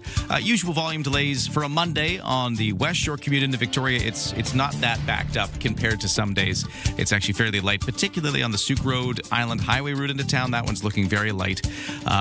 For the construction work, we have a number of things going on Cook Street. There's a full closure. Kind of Pandora to Mason Street. You can't get down any of Cook Street at that section because of some work that's going to be taking place all this week. So full closure on Cook Street starting today. And then a little further up on Cook Street, there's a southbound lane closure from Hillside to Bay, where they're going to be installing more of the bike lane concrete. So watch out for delays there. Cook Street, just a big problem today. No sailing weights. And for the weather, increasing clouds this morning. We will see a few sunny breaks, but cloudy as well. A little breeze off the Juan de Fuca Strait. A high of 26, but a humidex of 28. So another nice, warm, humid feeling day. And then this will leave us kind of starting tonight. A few clouds, lows down to 14 degrees, and that wind blowing off the Juan de Fuca Strait. A breezy day tomorrow with mainly sunny skies and a high of 22. And a temperature more like 16 degrees where the wind blows on shore. So cooling off and moderating tomorrow. But it stays sunny right through the rest of the weekend into the weekend, and temperatures will be in the low to mid 20s. So it's still going to be quite warm, just not quite the heat event we're going to finish off today. On the markets, we're seeing North American stock markets, in fact, markets around the world, continuing to react to news that the U.S. and Iran may have come to some kind of peace peace deal. The S&P TSX up 344 to 35,281. The Dow is up 597 to 51,799. The Nasdaq is up 586 to 26,474. Canadian dollar at 71.5 cents US, which is down just a tick from the close on Friday.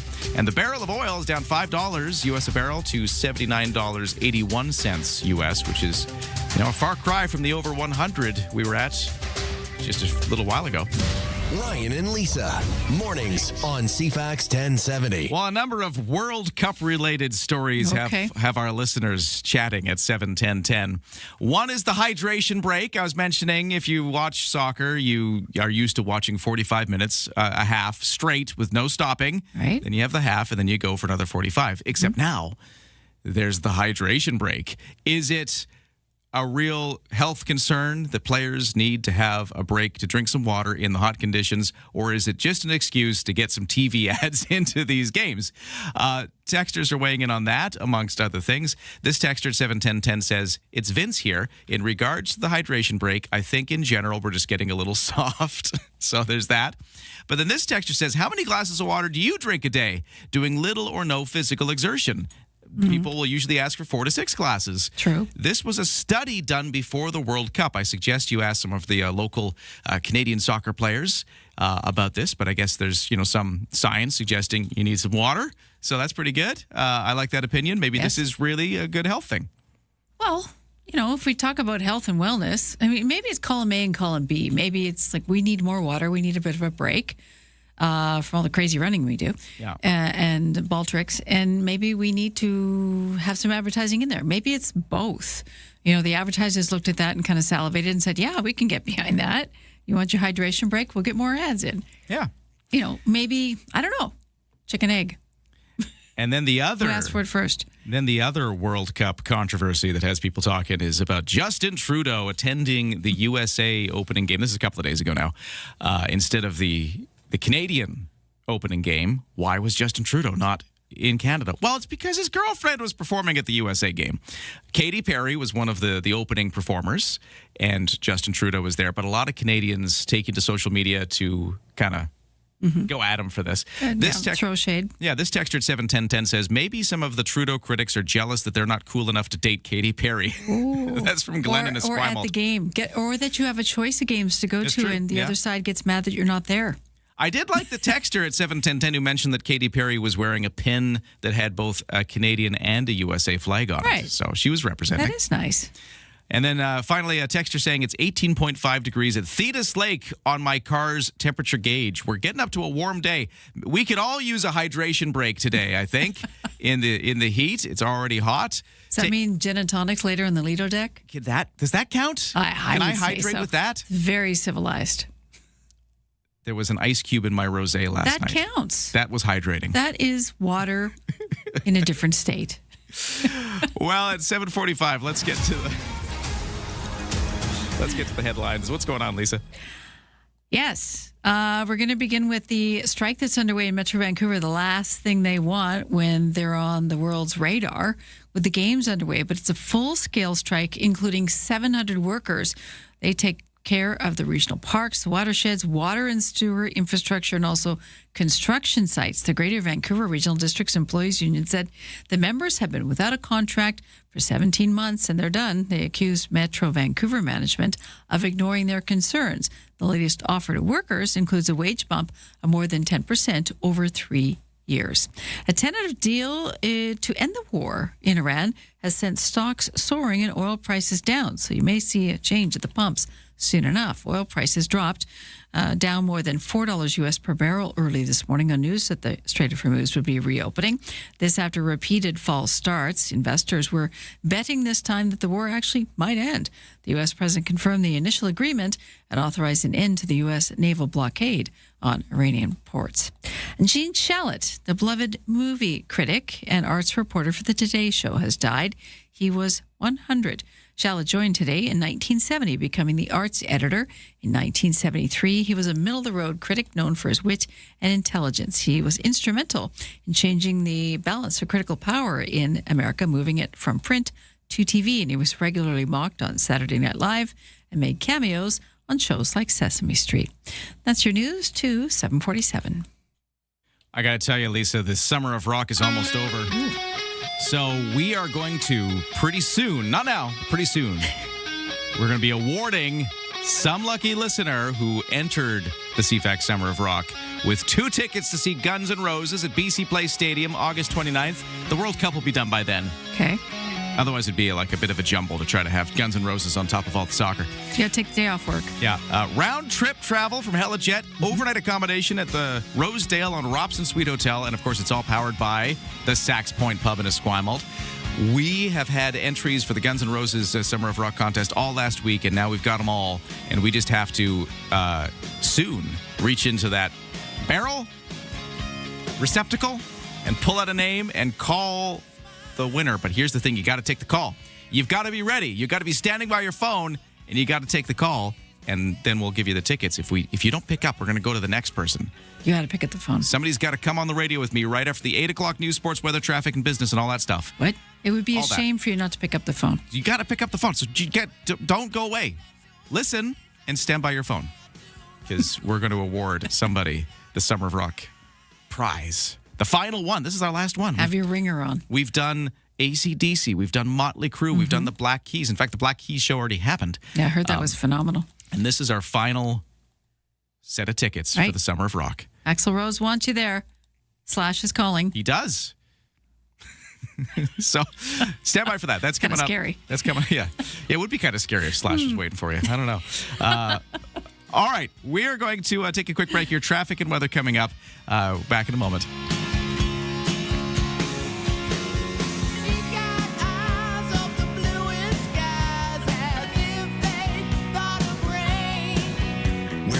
Stops and the conversation begins. Hey, it's Friday. Welcome to the Graham Richardson Show. The stories that shaped your week aren't just headlines. They are the moments we live through and the decisions that change what comes next. Let's take a closer look at that together. It's national conversations. From major policy shifts to the fun, unexpected trends and friends everyone will be talking about. It is intelligent, unpredictable, and completely Canadian. Stay informed. Stay ahead. The Graham Richardson Show. Friday morning at 9 a.m. right here on CFAX 1070.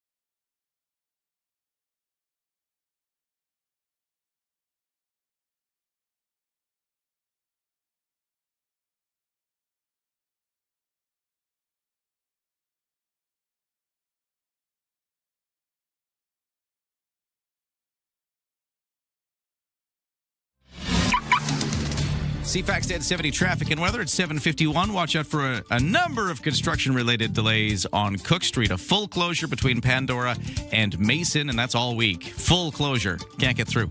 And then there's some obstructions southbound Hillside to Bay, where they're continuing to pour the bike lane concrete. And for the weather forecast today, it is increasing clouds with some sunny breaks, but we're going to see it a bit cloudy. A Humidex of 28, so it's another warm, humid day just like yesterday and the day before. Might not be quite as hot. Yesterday was quite hot. Slightly cooler potentially than yesterday, but still in that kind of, heat event zone of temperatures. A bit cooler by the water, and we are going to start to see the wind picking up off the water, because eventually by tonight and tomorrow, this whole kind of heat event blows away, and we're still left with sunshine for the rest of the week and into the next weekend, but temperatures will be a little lower, down to the low 20s or maybe even to the mid 20s with a little less humidity potentially as we kind of shift the weather after today. The best way to start an island morning. Ryan and Lisa on CFAX 1070. It's National Blood Donor Week, meaning many of us will be taking the reminder to roll up our sleeves and give a substance that can literally save a life. But what often goes overlooked is the perishability of this gift. Researchers with Simon Fraser University have found a way, though, to reduce waste and help ensure rural communities get the supply they need through the power of mathematics. So joining us now to talk about it, we've got the scientific director at Simon Fraser University Center for Operations Research and Decision Sciences, Sandy Rutherford. So let's get him up on the line. Sandy, how you doing? I'm well. How are you? Great to talk to you. And then also on the line, the applied mathematics researcher who developed this new model, Jas Dahan, is on the line. Hello, sir. How you doing? I'm doing very well. Thank you. Great to talk to both of you. I don't know who wants to take this question first, but why is this a problem that captured your attention as maths experts? I think I'll pass that to Jas. Okay, go for it. Yeah, for sure.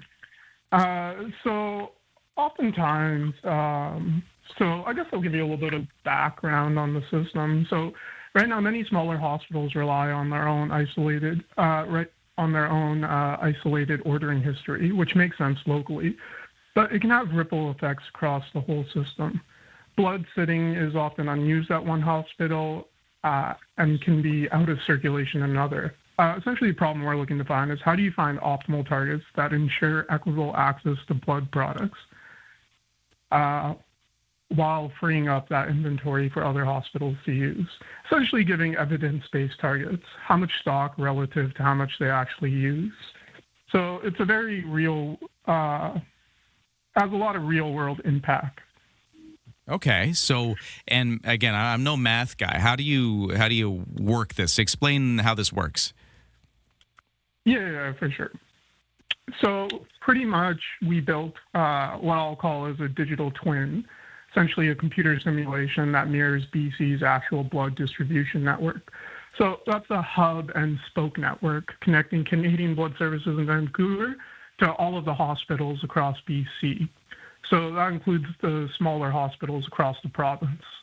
Essentially, we can run thousands of scenarios through it, and it can tell us what happens if the hospital changes how often it orders or adjusts how much it keeps on hand. It also lets decision makers test policies and safety before implementing anything real. Okay, and maybe I'll kick it over to Sandy Rutherford here. Is this a theory or is this in practice? Is this being used yet? It's not, so it's somewhere in between.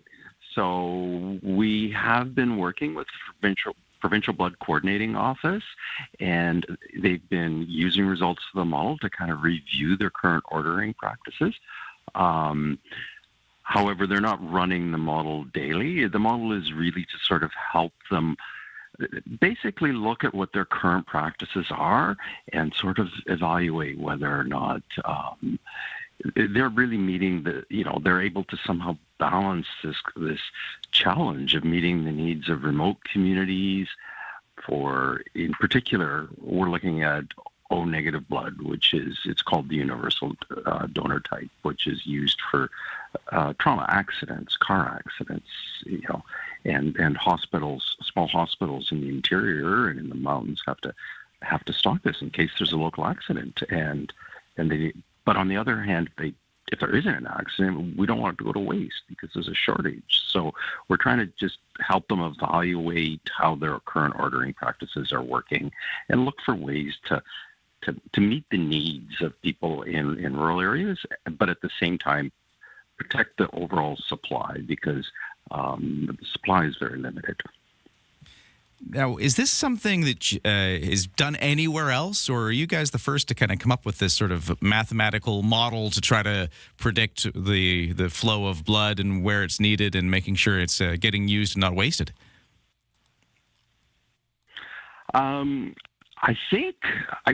We're certainly not the only ones to look at this mathematically, but I think it's fair to say, I don't know, maybe Jas wants to jump in here, but I think it's fair to say nobody has done the sort of extensive level of analysis that we have. And in particular with the focus on rural communities and remote communities. I think it's fair to say that we're the first to do that. And it was largely, driven by the, Provincial Blood Coordinating Office reached out to us because of the unique challenges here in British Columbia with many remote communities. Oh, that's so cool. Neat stuff that's happening out there and research that's happening here in BC at Simon Fraser University. Jess, I'll go to you last. What's next here? What happens next? Well, ultimately, we built a decision support tool, and then the next question would be around implementation. So that's the real challenge with any research like this, the translation to practice.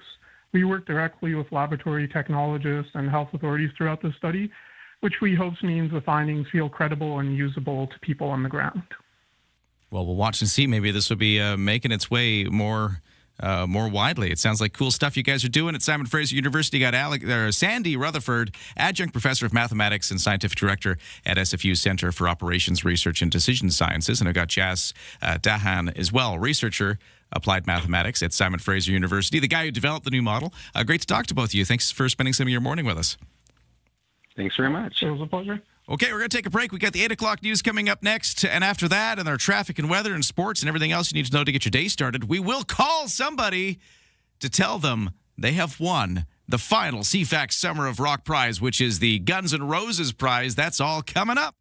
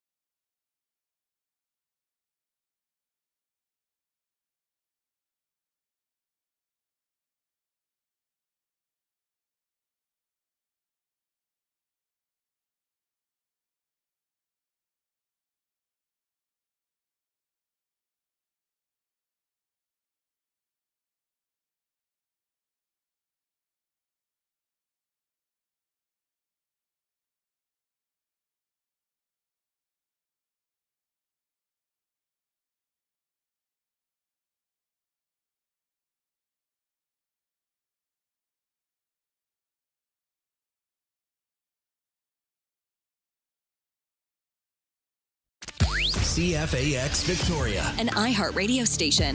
If it's happening, it's here. CFAX 1070. Good morning, 8:01 on Monday, June 15th. Another hot day and humid day. We'll get you the full forecast in just a moment, but I will tell you right now, the official temperature in Victoria is 17 degrees, and it's already 20 in some other parts of the city. Right now, let's get to the 8 o'clock news with Lisa Best.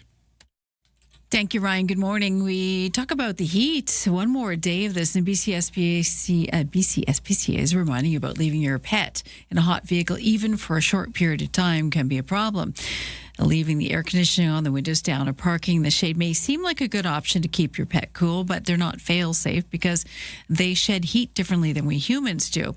Last year, the BCSPC Animal Helpline opened 607 animal protection files about animals being in hot cars. 151 of them was reported on Vancouver Island, the Gulf Islands in Sunshine Coast. If you spot an animal that appears to be in distress in a vehicle, do not break the window. You could be fined for doing that. definitely contact authorities. You can throw a blanket over the window too to keep some of the heat out if necessary while you wait for someone to arrive. After spending the weekend in Ireland to visit his ancestral home, Mark Carney is now off to France for the G7. CTV's Mike Le Couture is traveling with the Prime Minister. During his two-day visit, Carney tried to deepen economic ties with Ireland. While the Conservatives aren't criticizing the trip, they are lamenting what they call the lack of results. He's been jetting around the world without negotiating a single new free trade agreement with any country anywhere on planet Earth. Like making it simpler to do business in Ireland, in Europe, we create enormous opportunity for Canadian jobs. Economic cooperation will be part of the G7 Leaders Summit over the next 3 days. However, it seems unlikely that CUSMA will be discussed by the Prime Minister and President Donald Trump.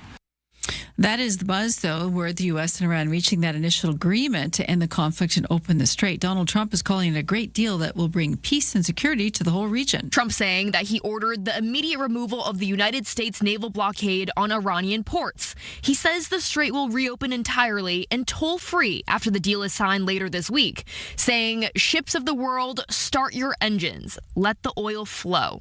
Iranian officials confirming the deal, which is set to be signed in Switzerland on Friday. Vice President J.D. Vance is expected to attend. A joint statement on the deal from Canada, France, Germany, Italy, and the UK calls it a diplomatic breakthrough and a moment of opportunity to restore stability to the global economy and the region. In reaction to the word on this deal, oil prices fell to a 3-month low. Locally, prices at the pumps are possibly starting to budge. We're seeing anywhere from a $1.90-ish online to about $2 for a liter of regular gas. So if you want to hold off on the fill-up, it may have a price drop by midweek for us. 2 new wildfires sparking on Vancouver Island yesterday, one southwest of Cedar. Coastal Fire Center says one is considered being held at about a hectare in size. This is on the north side of Nanaimo River. The other is considered under control. That sparked yesterday in the wilderness northwest of Lake Cowichan. A total of 15 fires burning province-wide. 4 new starts in the last 24 hours, including the 2 on Vancouver Island. One of those that is considered burning out of control, and there is only one fire in BC burning out of control. That one is northeast of Terrace, BC. The UK is banning social media for kids under the age of 16, following the lead of many other countries, including Canada. Prime Minister Keir Starmer in that country announcing today, he says he believes fully that big tech is capable of making great products and also protecting children. The innovation is incredible in AI and what is going on. Don't tell me that it's impossible for those innovators, those people who are brilliant at technology, to devise the ways to protect our children, and I think we should. Meantime, Anthropic says it has taken its newest AI models offline following a U.S. administration directive to ban their use by foreigners. ABC News senior White House correspondent Selena Wang explained on the Start Here podcast. It was just days ago that Anthropic rolled out this highly anticipated model, their most powerful one ever, a whole new tier they've named Mythos Class, with a public-facing version called Fable 5. But then on Friday, Anthropic says the U.S. government stepped in, that the government issued what's called an export control directive, telling Anthropic it couldn't let any foreign national access these new models, citing national security, but not giving detail on what those concerns were, according to Anthropic. We'll have more on this moving forward. And that's your news for now, 8:05.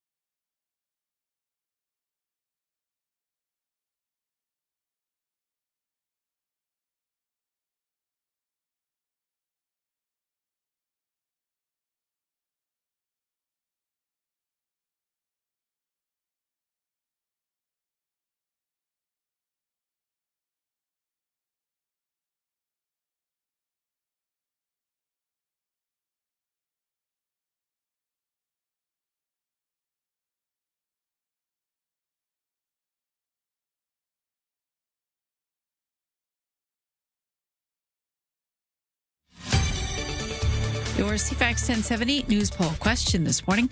Do you support Canada Post ending door-to-door mail delivery?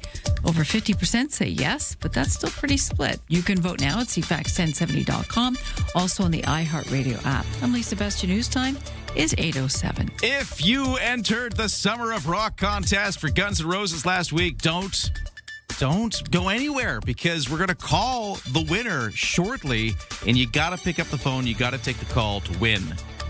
Okay. We're waiting. It's coming right after we Phone's do all in front this. of us. Well, wait, not me, because I can't win. But you know what I'm saying. The CFAX Summer of Rock, powered by the Sax Point Pub. Lisa's not allowed. No. I've tried. We've told you no. A few times. There's rules. But anyways. It's a great prize. Guns N' Roses. So we're going to give away the Guns N' Roses, the Helijet flights, the Rosedale and Robson to somebody who picks up their phone when we call them in just a few minutes. Stand by.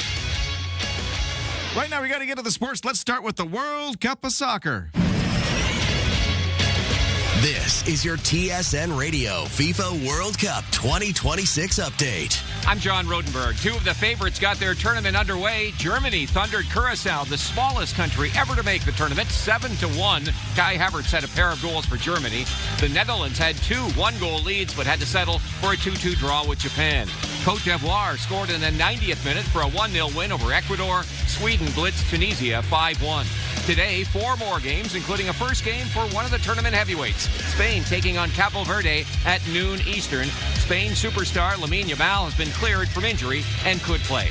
Canada arrived in Vancouver on the weekend after their 1-1 draw with Bosnia Friday. Kone driving forward, played through towards Kyle Larin! It's Kyle Larin with the goal! Canada's first ever point at a World Cup. They'll play Qatar on Thursday. You can watch the FIFA World Cup matches on TSN, CTV, Crave, and streaming at tsn.ca. Listen on the TSN Radio Network with all games streaming on the iHeartRadio app.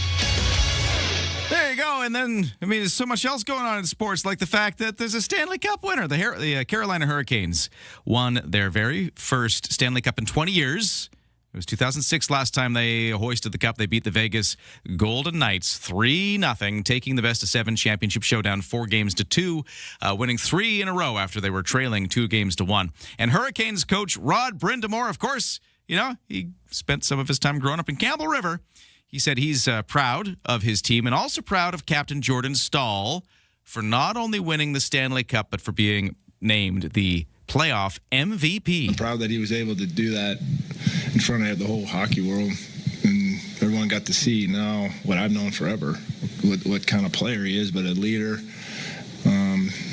We're not hosting that without him. It's just not even close. And Coach Brind'Amour there also captained Carolina to its 2006 title. So kind of a fun full circle moment there. Local sports real quick. We did see the Pacific FC local soccer team lose to Vancouver FC 2-1 yesterday. Victoria Harbour Cats finished a 3-game series against the Springfield Drifters with a 9-1 win yesterday. So Harbour Cats take 2 of the 3 games after that weekend series. And that's your sports to 8:10. All right, stand by. The phone call's about to happen. We are going to give somebody the CFAX Summer of Rock prize package for Guns N' Roses. Stand by the phone. That call is coming.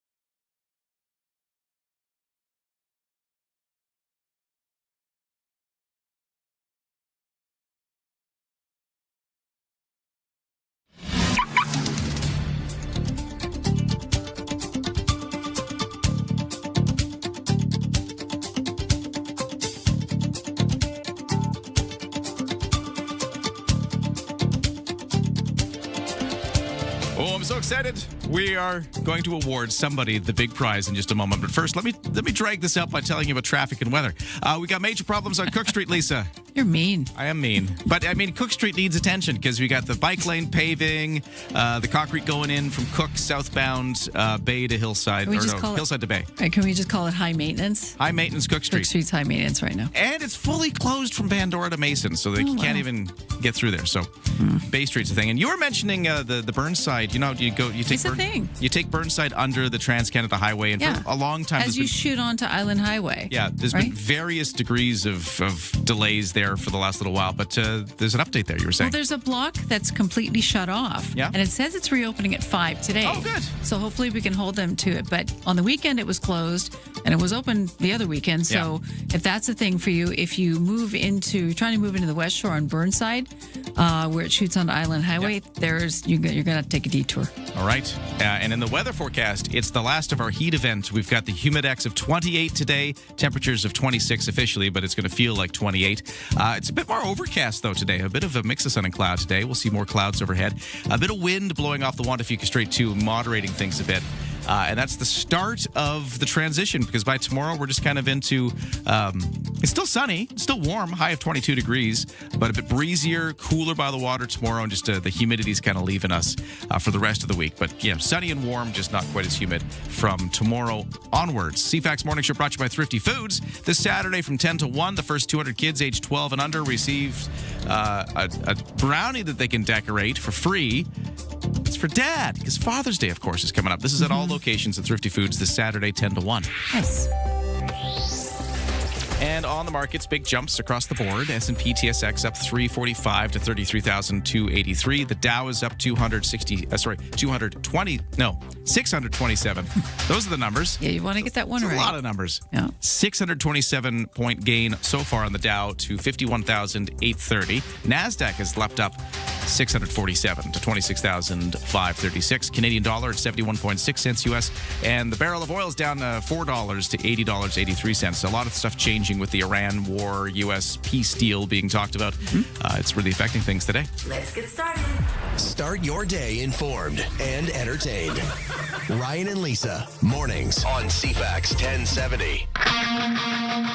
Oh, it's time to give away the CFAX Summer of Rock Guns N' Roses package. Okay, we're holding steady. We've gone to the phone. We got to make sure that the name I drew out of the hat is Jesse, okay? Okay, Jesse. Okay. But he's got to pick up the phone. Okay, Jesse. Is this Jesse right here on the phone? Hi there. Hello. Hey, Jesse. Jesse, do you remember texting the word rock to CFAX 1070 when we played a Guns N' Roses song last week? Yes, I sure did. You sure did. Well, because of your fine effort there. Texting. I'm happy to announce that you are the winner. Yay! Congratulations. That's awesome. Well, Is that cool? You a big fan? Yeah, I sure am. Yeah, thank you so much. Have you seen them in concert before? I have not. Well, no. it's time. Yeah, that's amazing. I'm speechless. Wow, I don't even know what to say. Thank you so much. So amazing. You've got the 2 tickets. You got Helijet flights. Right. You get to arrive like a rock star in a helicopter. And you got Rosedale and Robson Suite Hotel tickets, all powered by the Sax Point Pub in Esquimalt. Do you know who you're going to take? I don't. No, not at the moment. We're free. Saying. Wow. Yeah, I'm going to have to think about that. No pressure. Amazing. Jesse, have you been on Helijet before? Oh, there's another one. I have never done that either. No. Oh, you're going to feel like a rock star. Jesse. Yeah, that's a big improvement from BC Ferries. Jesse, you are getting a lot of firsts. We're so glad you texted rock to 71010. Thank you so much for listening to CFAX. All right. Thank you so much. Congrats. Hang on the line. Don't go anywhere. I'm just going to talk to you quickly off air. But there you go. That is it. That concludes the CFAX Summer of Rock for now. And who knows? More could come. But of course. Thanks to Sax Point Pub. And more is going to come starting tomorrow and all this week. It's not the Summer of Rock. We're going to have a little bit of a Summer of Jazz next. Oh, you're bringing something different for the heat. Well, Jazz Fest is like almost here. That's like true. It's like starts We're on this the cusp. weekend. That's right. So in order to get us ready and primed for Jazz Fest, we are going to be giving away tickets to a bunch of shows all for the rest of this week. We're even going to be meeting some of the artists and talking all about it. So stand by for that starting tomorrow. Love it. Jazz Fest, listen all this week for your chance to win. Right now, let's get to the headlines. It's 8:17. Here's Lisa. Coolio Bot Beach, Botanical Beach, Port Renfrew, officially off the list for Canada Day. Make that Canada Day. Father's Day picnic locations. Getting ahead of myself here. Father's Day, of course, this weekend. The area that spans 47 kilometers in Watafuka Park will be closed for 72 hours this coming weekend. It's to allow members of the Pacheedaht First Nation a chance to harvest marine resources and connect with that part of their territory. The temporary closures to all visitors will begin at 7:30 Friday morning and wrap up for Sunday afternoon. Bot Beach averages 13,000 visitors every month between June and September. It's a wonderful place to hang out. Other day use areas in the park will remain open to Mystic, Sombrio, and China beaches, all completely accessible. The dairy industry is struggling to provide more high-protein products in demand around the world. Athletes and older adults have long used smoothies and shakes that are blended with whey protein concentrate. The food companies have most recently started sprinkling whey protein concentrate into everything from breakfast cereals and potato chips to bagels, tortillas, Starbucks drinks, with this global demand of wanting more protein in our diets. Data provider and agricultural consulting company Everdot Ag Insight says demand for protein content is very firm and seems to be outpacing supply for the time being. And Fox is making a big purchase. It's buying Roku for $22 billion US, or about $160 a share. It's the latest chapter of the ongoing saga of media consolidation as the industry deals with changes and challenges.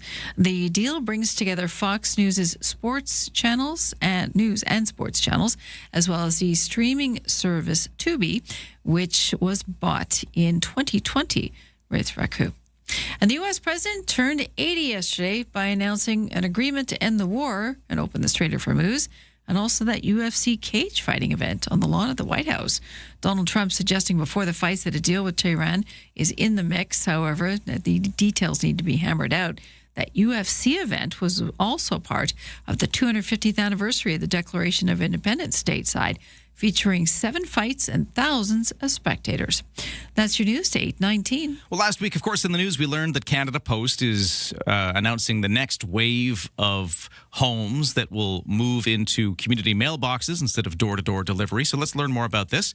Coming up with somebody from Canada Post who's joining us next to explain how it'll all work. So that's in just a moment after traffic and weather.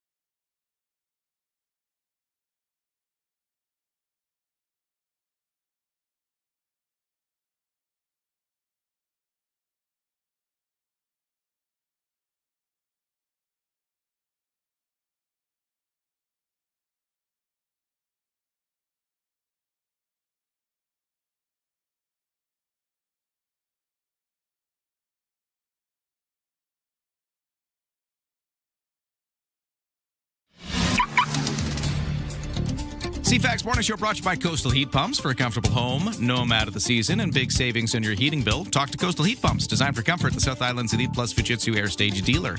Let's take a look at the traffic and weather. Well, the weather first off, because that's the big thing. It's another one of these hot days with the humidity in the air, a humidex of 28, so feeling quite warm again. It's not quite as warm as yesterday. The numbers aren't quite as big as yesterday, but they're still quite warm and humid. Cloudy, few sunny breaks, and a bit of wind off the Wanda-Fuca Strait, making it feel a little cooler if you're exposed to that side of the capital region. So that's the story of today. Then it all starts to shift tomorrow, but breezier. Temperatures will be more like a high of 22, but cooler by the water. And then there's sunshine for the rest of the week, but yeah, temperatures in the low to mid-20s. That's where we're sitting after this. Right now, quite warm. The official temperature is 16 degrees at the airport, but we are seeing some temperatures close to around 20 degrees already for some of Greater Victoria. Even warmer if you go up to parts of Shawnigan Lake, where it's 21 degrees at Discovery Elementary School. It's all here. News, weather, traffic, and community events. Ryan and Lisa, mornings on CFAX 1070. Talking Canada Post, as we learned last week, a number of communities will be seeing their door-to-door delivery end as of next year, and community mailboxes move in. This has already been happening around the country. We just heard that roughly 81,000 British Columbia addresses are on the next list, including Victoria, Esquimalt, Colwood, Langford, Saanich, Songhees Nation, and View Royal, and Nanaimo as well. So to learn more about this, we've reached out to Canada Post, and spokesperson Ariane Sauvé is joining us on the line to talk about it. Hello, how are you? Hi, I'm doing great. Thank you for having me on. Thank you so much. So I think a lot of folks kind of have a rough sense of what's going on here, because this isn't like all out of the blue. We've known that there's kind of these waves of transition that have been happening. Some of them have already been happening, but maybe set the scene for the listeners about what's going on here with this change. Right.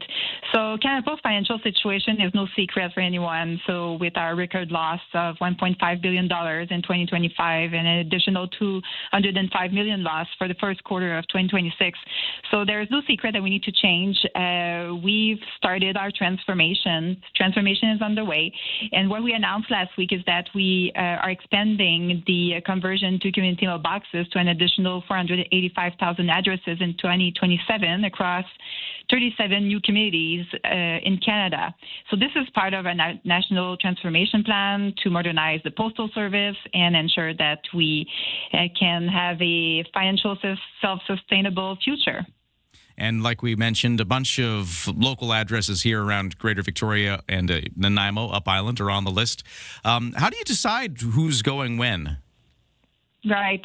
Well, the government directive was pretty clear that we need to convert the remaining 4 million addresses that is still receiving door delivery out of the 17.8 million addresses in Canada. So over the next 5 years. So everybody that still received mail delivery to their door will be transitioning to a form of centralized delivery over the next 5 years. Which looks like those community mailboxes, which will get sort of installed in a neighborhood, and then you'll go over to the mailbox to get your mail. Yes, that's right. Yeah. So the way we've kind of selected the locations is that we want to go gradually, and we've targeted neighborhoods that are adjacent to neighborhoods that already get mail through community mailboxes. And we want to have a good representation across the country, so that's how we selected the sites for this year.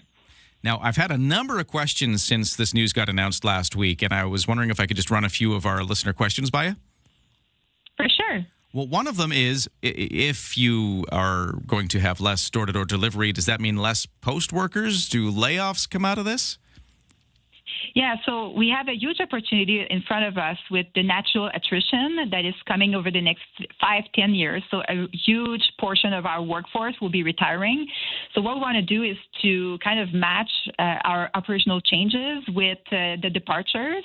And what we need to know is that letter carriers have job security, and we just signed a collective agreement. So they are all keeping their job security, so people will not kind of lose their job per se, but we want to leverage the attrition to kind of rebalance the network and reconfigure our operations. Okay, great. Thank you for that. That's one of the questions we've been getting. Another one is around mobility issues. Are there any exceptions? If you struggle to kind of get to a community mailbox, can you still find a way to get the mail delivered to your door? Totally. So we understand that it's not everybody that it can go to their mailbox, and some people might have some physical limitations. So we do offer a free delivery accommodation program for people who needs it. So it's already being offered to more than 17,000 households across the country. So options include things like moving a compartment lower into the unit if you need to better access. We can add a tray to retrieve the mail more easily, or some people might have some dexterity issues. So we have key turners.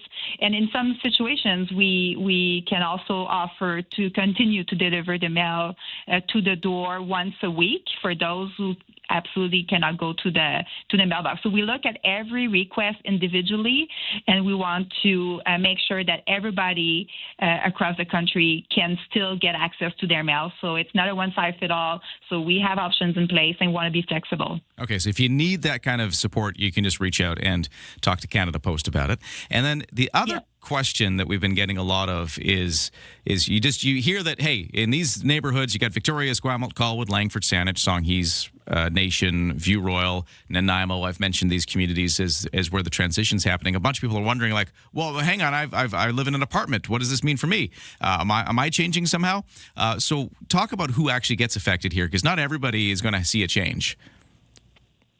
So for those who receive mail in a form of centralized delivery in their apartment lobby, we'll continue to receive it that way. But if you're getting it to your door from an external, like from outside or things like that, you will be converted to a community mailbox. So we'll look at everybody's situation, but people who already have a centralized delivery in their apartment building, it won't change. Okay, very good. I think that helps answer a lot of our questions.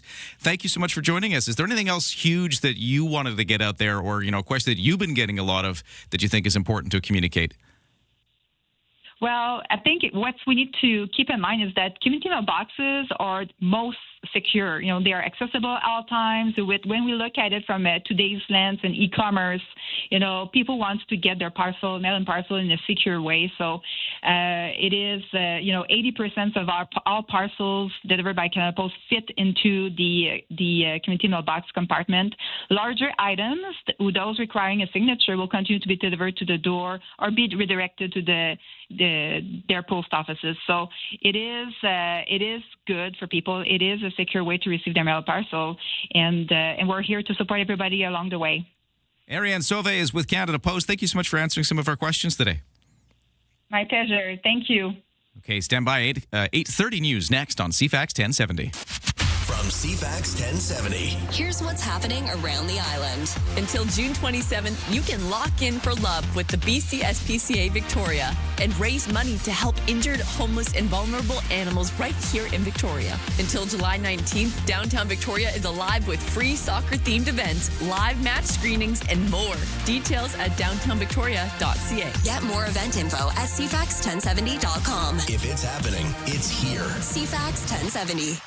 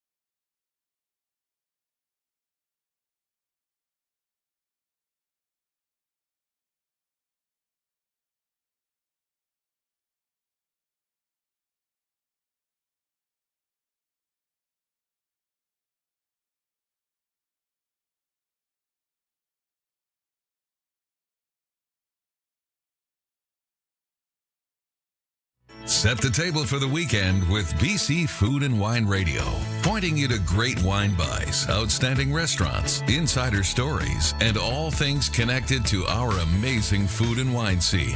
Listen every week as Anthony Gismondi sits down with top winemakers, star chefs, proprietors, and more from all over BC and around the world. Don't miss BC Food and Wine Radio with Anthony Gismondi, Saturday afternoon at 1, right here on CFAX 1070.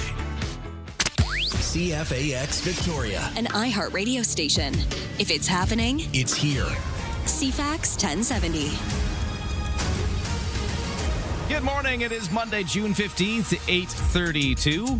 A warm one already. Last day of our kind of big heat event, and we'll tell you all about it in weather. But first, over to the news, and here is Lisa Best. Be careful with your fire use. 2 new wildfires sparking on Vancouver Island yesterday, one southwest of Cedar. Coastal Fire Center said that one is considered being held at a hectare in size. It's on the north side of Nanaimo River. The other is up in the wilderness northwest of Lake Cowichan. That considered under control, so that's good news. There's a total of 15 fires burning province-wide. 4 new starts in the last 24 hours, including those 2. Only one fire in BC currently considered burning out of control. That's a fire burning northeast of Terrace, BC, in northern BC. Speaking of fires, the federal government says a toxic drug crisis continues to have devastating effects despite a decrease in opioid-related deaths last year. The national rate of toxicity deaths declined by 23% last year because of several factors, including naloxone distribution. Canada's Chief Public Health Officer, Dr. Josh Reimer, said today's data offers cautious optimism. It shows that when we act on evidence, we can make a real difference. By continuing to work together, guided by data and compassion, we can build on this progress and save more lives. Still, the number of opioid-related deaths in this country remains higher than it was a decade ago when the public drug crisis first emerged. You may want to wait to fill up your gas tank as world markets react positively to a new deal between the U.S. and Iran that could end the war and open the Strait of Hormuz. President for Canadians for Affordable Energy, Dan McTagg, says prices could drop this week. We're nowhere near where we were back on February the 27th. We weren't paying for summer blend gasoline. That's an extra 8 cents. And we didn't have the benefit of the federal government dropping the excise tax. But it is coming down. Slightly, we're anywhere from $1.93 to $2.18 for a litre of regular here in Victoria, but that could change by this week. Prime Minister Mark Carney heading to eastern France today for the G7 summit, a day after the U.S. president announced an agreement has been reached to end the more than 15-week-long conflict with Iran. While in Ireland on the weekend, Carney told Irish news outlet RTE that the war in Iran would be topic number 1 at the G7. He said Russia's war in Ukraine is also a key issue, as well as trade and emerging technologies. At the summit today in Evian-les-Bains, Carney will meet with the president of the European Council, Antonio Costa, as well as European Commission President Ursula von der Leyen, before attending a working dinner. While it's unknown whether Carney and Trump will sit down privately over these next couple of days, Canada-U.S. Trade Minister Dominic LeBlanc and U.S. Trade Rep Jameson Greer are set to connect on the summit sidelines. Karen Rebo, The Canadian Press. Taking a look at the movie news. It was an interesting weekend at the box office. Steven Spielberg had a very good weekend at the box office for his opening of his new film. Full disclosure to the whole world.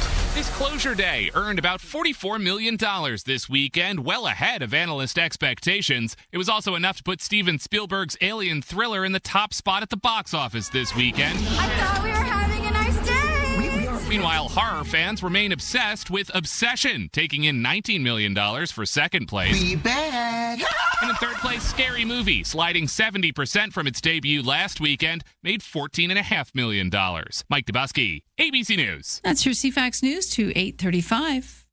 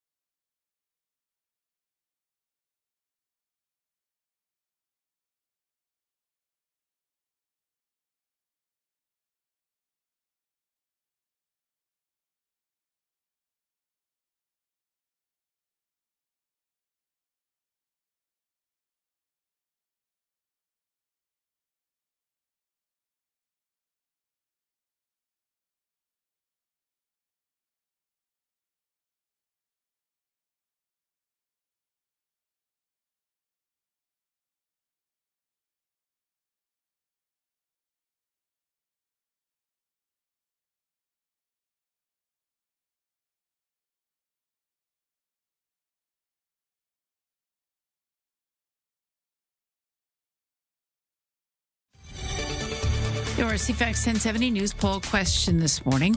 We're asking you about Canada Post. Do you support Canada Post ending door-to-door mail delivery? Just over 50% are saying yes, so quite split on our website, CFAX1070.com. You can put a vote there. Also on the iHeartRadio app. I'm Lisa Best. Your news time is 8:37. Thank you, Lisa. Temperatures are in some places around Greater Victoria already over 20 degrees. It is officially at the airport 16 degrees. But yeah, it's already a hot start to the day. It's going to be hot again today with a humidex of 28. So feeling humid like yesterday. Not quite as hot. Yesterday's temperatures were quite a bit higher, but still warm today. Then it cools off as of tomorrow. Full forecast to come. Just wanted to give you the setup. Is the big hot day again today. Okay, sports. So much going on. All right, let's start with hockey, where the Carolina Hurricanes have won their first Stanley Cup championship in 20 years, beating the Vegas Golden Knights 3-0 and taking the best-of-7 championship showdown 4-2.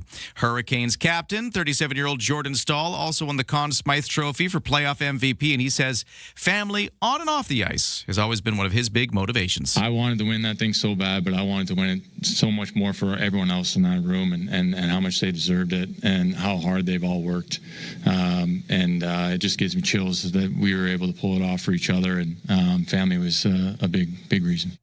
Over to the World Cup of Soccer, where Canada's team is now in Vancouver, where it is getting ready for its next match, which will be played at BC Place Stadium on Thursday against Qatar. Now, the way it's been so far is Canada opened up its tournament with a 1-0 draw against Bosnia-Herzegovina on Friday in Toronto. Qatar, for its part, favored Switzerland with a 1-1 draw on Saturday, leaving all four teams tied in Group B. That's Canada's group, tied for 1 point apiece. Canada's training base during the World Cup for this stretch here is the Whitecaps FC National Soccer Development Centre, which is at the University of BC. So that's where you'll find Team Canada heading towards Thursday.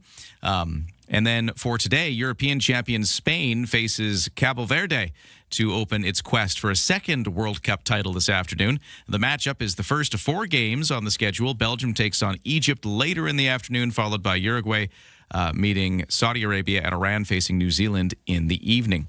And in local soccer, Pacific FC with a loss yesterday to Vancouver FC. 2-1 was the score for Vancouver, and that means Pacific still looking for its first win of the season, 10 games in. Victoria Harbour Cats beat the Springfield Drifters 9-1 yesterday, and with that, after a 3-game series between those two teams over the weekend here at home, the Harbour Cats take 2 of the 3 games after yesterday's win, and that is your sports to 8:39.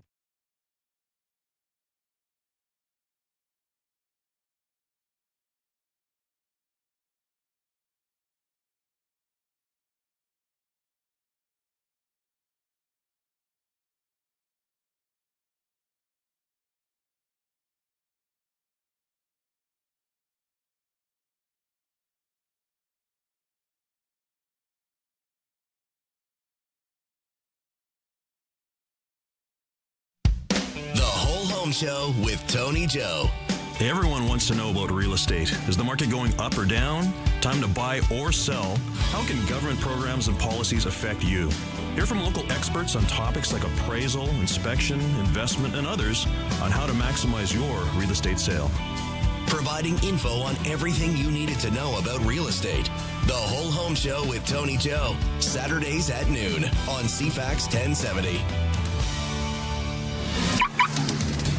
CFAX 1070 traffic and weather. So we've been talking about Cook Street, and there's a lot going on Cook Street. There is the concrete for the bike lanes going in, causing southbound closures from Hillside to Bay. And then full closure between Pandora and Mason on Cook, so you can't get anywhere there, and that's going to be all this week. This texture at 71010 in response to that says the traffic is getting backed up on Yates now between Fernwood and Cook due to the construction, so we're already seeing that kind of tie up some of the surrounding area as well. So watch out for that construction. For the BC Ferries, no sailing weights right now. For the weather forecast, we are looking at a mix of sun and cloud today. We're seeing the mugginess back with us, a humidex of 28 degrees, an official high of 26. So it is technically cooler than it was yesterday, which was probably the peak of our heat event, but it's still kind of carrying into today with more humidity. But a bit of wind starting to build off the Juan de Fuca Strait a little later into the day. It's going to make it feel a little cooler by the Juan de Fuca Strait. And then tonight, still a bit breezy, lows to 14, so we cool off a bit more. Then it's just a mainly sunny day with a lot of wind tomorrow, and temperatures only to 22 degrees. Only 22. Still going to be lovely and summery, just not quite the heat event we've had. And then that's kind of the week we're looking at. It's just sort of sunny, still warm, just a little more moderate. Could get a little warmer on the weekend with temperatures maybe getting back into the mid-20s for Saturday and Sunday, but not quite to the same heat event level as we just went through. I, for one, loved it. I had a wonderful weekend in the heat. It was good. Lots of sitting around. Lots of excuses just to sit in the yard and enjoy life. Nice. I love those kind of weekends.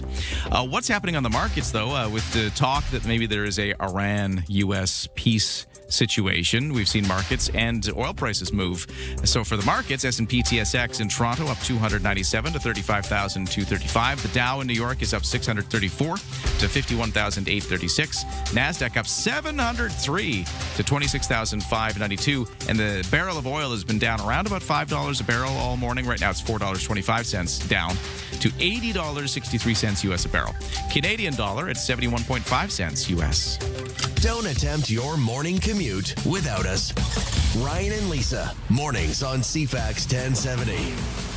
What a busy day. We've got, World Cup of Soccer. We got Stanley Cup winners. We've got all the stuff in the news. We got Iran and U.S. peace deals and oil prices. There's a lot.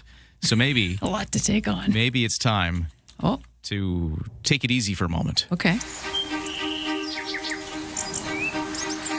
Ryan and Lisa's Bird Break. CFAX 1070. I feel better already. Feel that stress melting away because of birds. What bird are we going to talk about today, Lisa? I think we should talk about, we have the urban birds, right? That we see around. We have shorebirds and we have rural birds. Rural birds. Right? These are the birds that live way out and they tend to hermit. They don't always want to be around us. So when you do hear them, you get pretty excited, which is what happened yesterday in Metchosin. Ooh. So my motorcycle co-instructor, Jeremy, noted this little guy in a tree in Metchosin. He stopped me down and said, you got to hear this. You got to hear this. It's called the Swainson thrush. And it sounds like this. Pretty, isn't it? Ooh. So they don't look that outstanding, but they sound it. They're a little slim songbird, long wings, medium tail, smaller than a robin, but larger than a sparrow. They're like a medium brown color. They have a spotted chest. That's one thing you might notice. But you really got to look for them. But of course, the main thing you notice on them is their sound. They have a beautiful sound. And they are snowbirds. They go away in the fall. But they actually take tiny power naps when they're flying because they do a pretty, they actually sleep for a few seconds when they're flying because they don't touch ground. And they're one of the most ancient North American species within the genus. What did you call it? Swainson's thrush. Swainson's thrush. Is what they're called. Could you play the sound again? I'm going to play a longer version for you for your bird break. Here we are.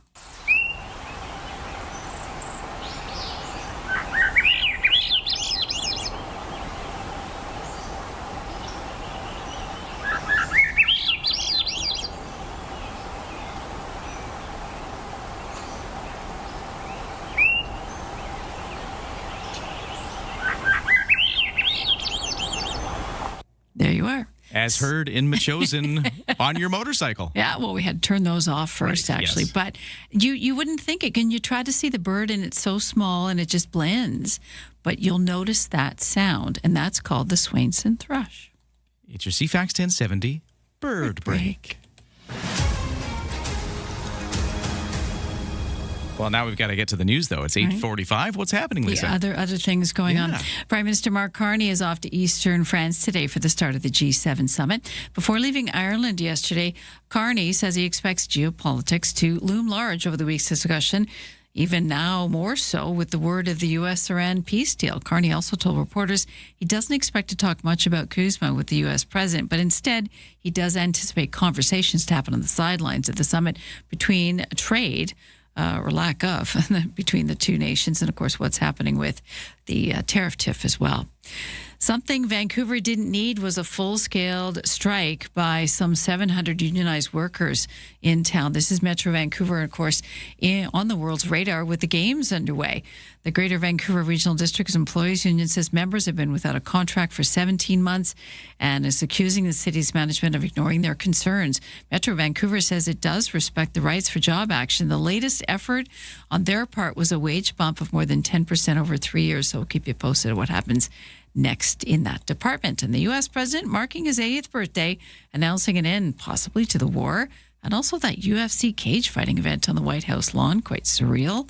The UFC event, which was also part of the 250th anniversary of the Declaration of Independence, featured 7 fights and thousands of spectators. Trump, as a master of political division, that is, also said the event could be seen as a deliberate distraction from rising oil prices and, of course, his low approval ratings currently. And that's your news to 8:47. I want to talk hotels next. So the folks at Destination Greater Victoria have been making presentations to local councils recently on the findings of their hotel development working group. Well, what did they find? What are they talking about? Let's get Paul Nursey, CEO of Destination Greater Victoria, up on the line to chat with him next, right after we do our traffic and weather. If you have any updates on how all the construction work on Cook Street is affecting your commute or maybe some of the surrounding roads, feel free to let us know at 71010.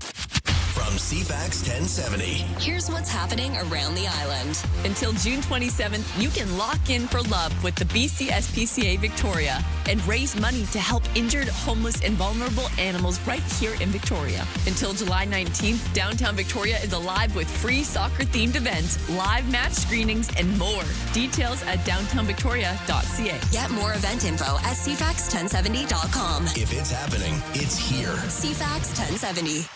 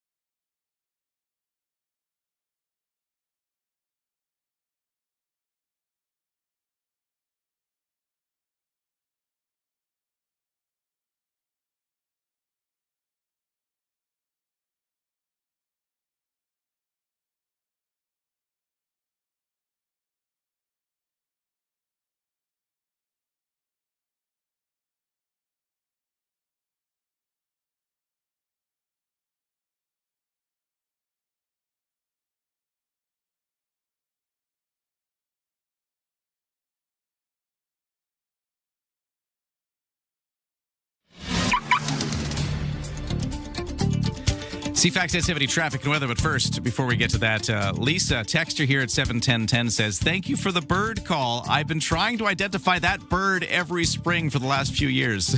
So there we go, helping somebody out with the bird. All right, over to our traffic and weather. We have a couple of issues on Cook Street. There is a full closure, Pandora to Mason on Cook, as they're doing some connection to one of the local construction projects there. So full closure all this week, including today. And then they're today paving's the wrong word. They're pouring some of the concrete for the bike lanes on Cook Street, so still on Cook Street. This is southbound Hillside to Bay, so watch out for obstructions there as well. The weather forecast, hot again today. It's the final day of this sort of like heat thing we're getting through with all the humidity. Humidex of 28 today. Otherwise, it's a high of 26. Otherwise, it's cooler by the water because the wind's going to start blowing off the Wandafuka Strait today. It starts to ease off and cool off as of tomorrow and for the rest of the week, but it's still warm and sunny. It's going to be sunny all week. We're going to get temperatures in the low to mid-20s just without some of this extra layer of humidity we've had for the last few days. Thanks for starting your day with us. Ryan and Lisa, mornings on CFAX 1070. Okay, what is happening with hotels in Victoria and the need for space here? Destination Greater Victoria has been making presentations to local councils about their hotel development working group and the findings that they have had. So here to talk about it is Paul Nursey. He's president and CEO of Destination Greater Victoria. Paul Nursey, how you doing?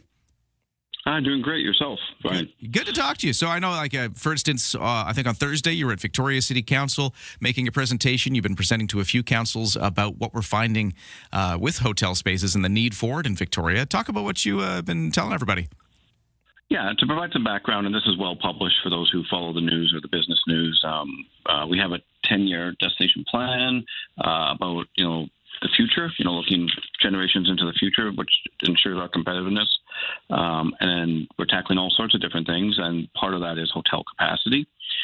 We developed and chaired a hotel development working group, very similar to what has also happened in Vancouver, to look into the future to what our community would need. And that report was issued. There was quite a bit of press around it. 5 municipalities were active participants, so we're just doing delegations to those councils. We were at View Royal on Tuesday, and then City of Victoria on Thursday. And I can share there's a very strong appetite from the political level to be a bit more competitive in terms of ensuring there's a better dialogue between hotel developers and councils. And the bottom line in this is we've just found we are short a lot of hotel space, right? That's the main issue. Yeah, I mean, yes and no. Yes. The answer is yes. This evolves over time and business conditions and market conditions. But we're in a position now, kind of a generational opportunity once in 20 years, where the market is very strong and other development categories are weak. And so we do have an opportunity because it's a very complicated asset class. So we want to seize the opportunity and see if we can get a handful of hotels built because we have lost 2,500 rooms in the last 15 years, and our goal is to get about 2,000 full service hotel rooms within the next 10 years. And you mentioned that this is an opportunity because of some of the market conditions right now, but what would municipalities need to do? And I guess maybe that's part of the reason you're going to municipalities to talk to them about it. What would you need to see from the municipal level to make this actually happen? Well, first of all, I will say, at our working group level, it was staff. It was planning staff, economic development staff, and they don't actually, while they support councils, they don't make the political decisions, right? So there needs to be both political support and technical kind of managerial support. And staff were very, very engaged and very constructive. But it depends by the municipality, but mostly developers and the financiers behind them would like to see some certainty in terms of the time of the development process. And a lot of improvements have been made in housing. And then in different municipalities, there could be things like office conversions or heritage retrofits that are more specific to those municipalities. But also what took place, both at the staff level and with council, is just some basic education around the pro formas, the financial drivers, and an understanding that, bylaws may intersect with hotel brand standards and things like that. So it was part education, part recommendation. And we're very pleased with how it's gone so far. And I guess just last week we had that news of the the BC was it BC Utilities building? I can't remember the name of it. Blanchard Power Commission, I think it's called. Yeah, the old And that's another kind of heritage. That's you mentioned possibilities here could be heritage conversions into this kind of thing, and I guess that's an example of that. Yeah, and what a great experience for our visitors to, whether it be the Ducks building on Broad Street, which is under construction, to have part of our story as our city, our historical story, worked into the guest experience. So, I think the reality in downtown Victoria is that there are less office workers here. Government workers are by and large remote these days. We need that economic vitality. So, and hotels and the visitor economy is performing right now. So, if there's market opportunities, we really do hope, and this is happening. I'm sensing a fresh attitude from staff and planners that they are receptive. They're not going to get in the way unnecessarily, be overly bureaucratic. Of course, they have a job to do, but we want to make sure that things get done tastefully, but they get done on a reasonable timeline. What happens next year? So you're going around to councils hoping for, I guess, some partnership in this and maybe some changes to bylaws and whatnot to make it all work. But what happens next year? Well, I think there's a strong desire. There's a very strong desire from all municipalities. And the suburban municipalities are very motivated as well, too. They want diversification in their tax base. Hotels do provide a lot of property taxes and amenities as well in terms of emergency services, participation in the community, charity giving, all those things. They want the positive benefits of hotels, not to mention the economic stimulation and the businesses that pop up around them. So we see very strong support. We're going to keep this working group together, maybe at a reports published. We're going to go into the market together. There's some hotel development attraction conferences. We're going to attend those and have a cohesive Greater Victoria kind of pitch to help stimulate some of that investment. And again, we do not want to overbuild. I want to stress we don't want to overbuild. There's still about 1,200 Airbnbs in the region, even with the provincial changes. We want to make sure that there's a staggered and logical rebuild of our lost inventory, and I think we're on a pathway to do that, which would be a great outcome for the region. Just touching base on what is continuing to be a push towards more hotel space, which is needed in the Victoria region, the whole area. Paul Nursey, CEO, Destination Greater Victoria. Always great to talk to you about things going on and the need for hotels. We'll catch up, I'm sure, as this moves forward. Great. Thanks very much. Take care. All right. There he is, Paul Nursey. And yeah, we'll talk hotels.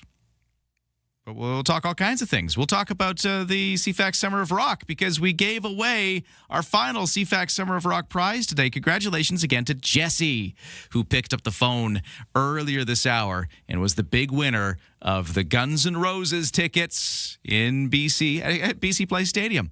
Right now it's soccer. Come August, it's going to be Guns N' Roses at BC Place Stadium. And Jesse is going. He's got Helijet flights on the helicopter. He's got Rosedale and Robson Suite Hotel accommodations, all powered by the Sax Point Pub in Esquimalt. Congratulations, Jesse. That's it for us. Thanks so much for listening. Lisa's got your 9 o'clock news coming up in a moment. Thanks to Morgana Adby for producing today's show.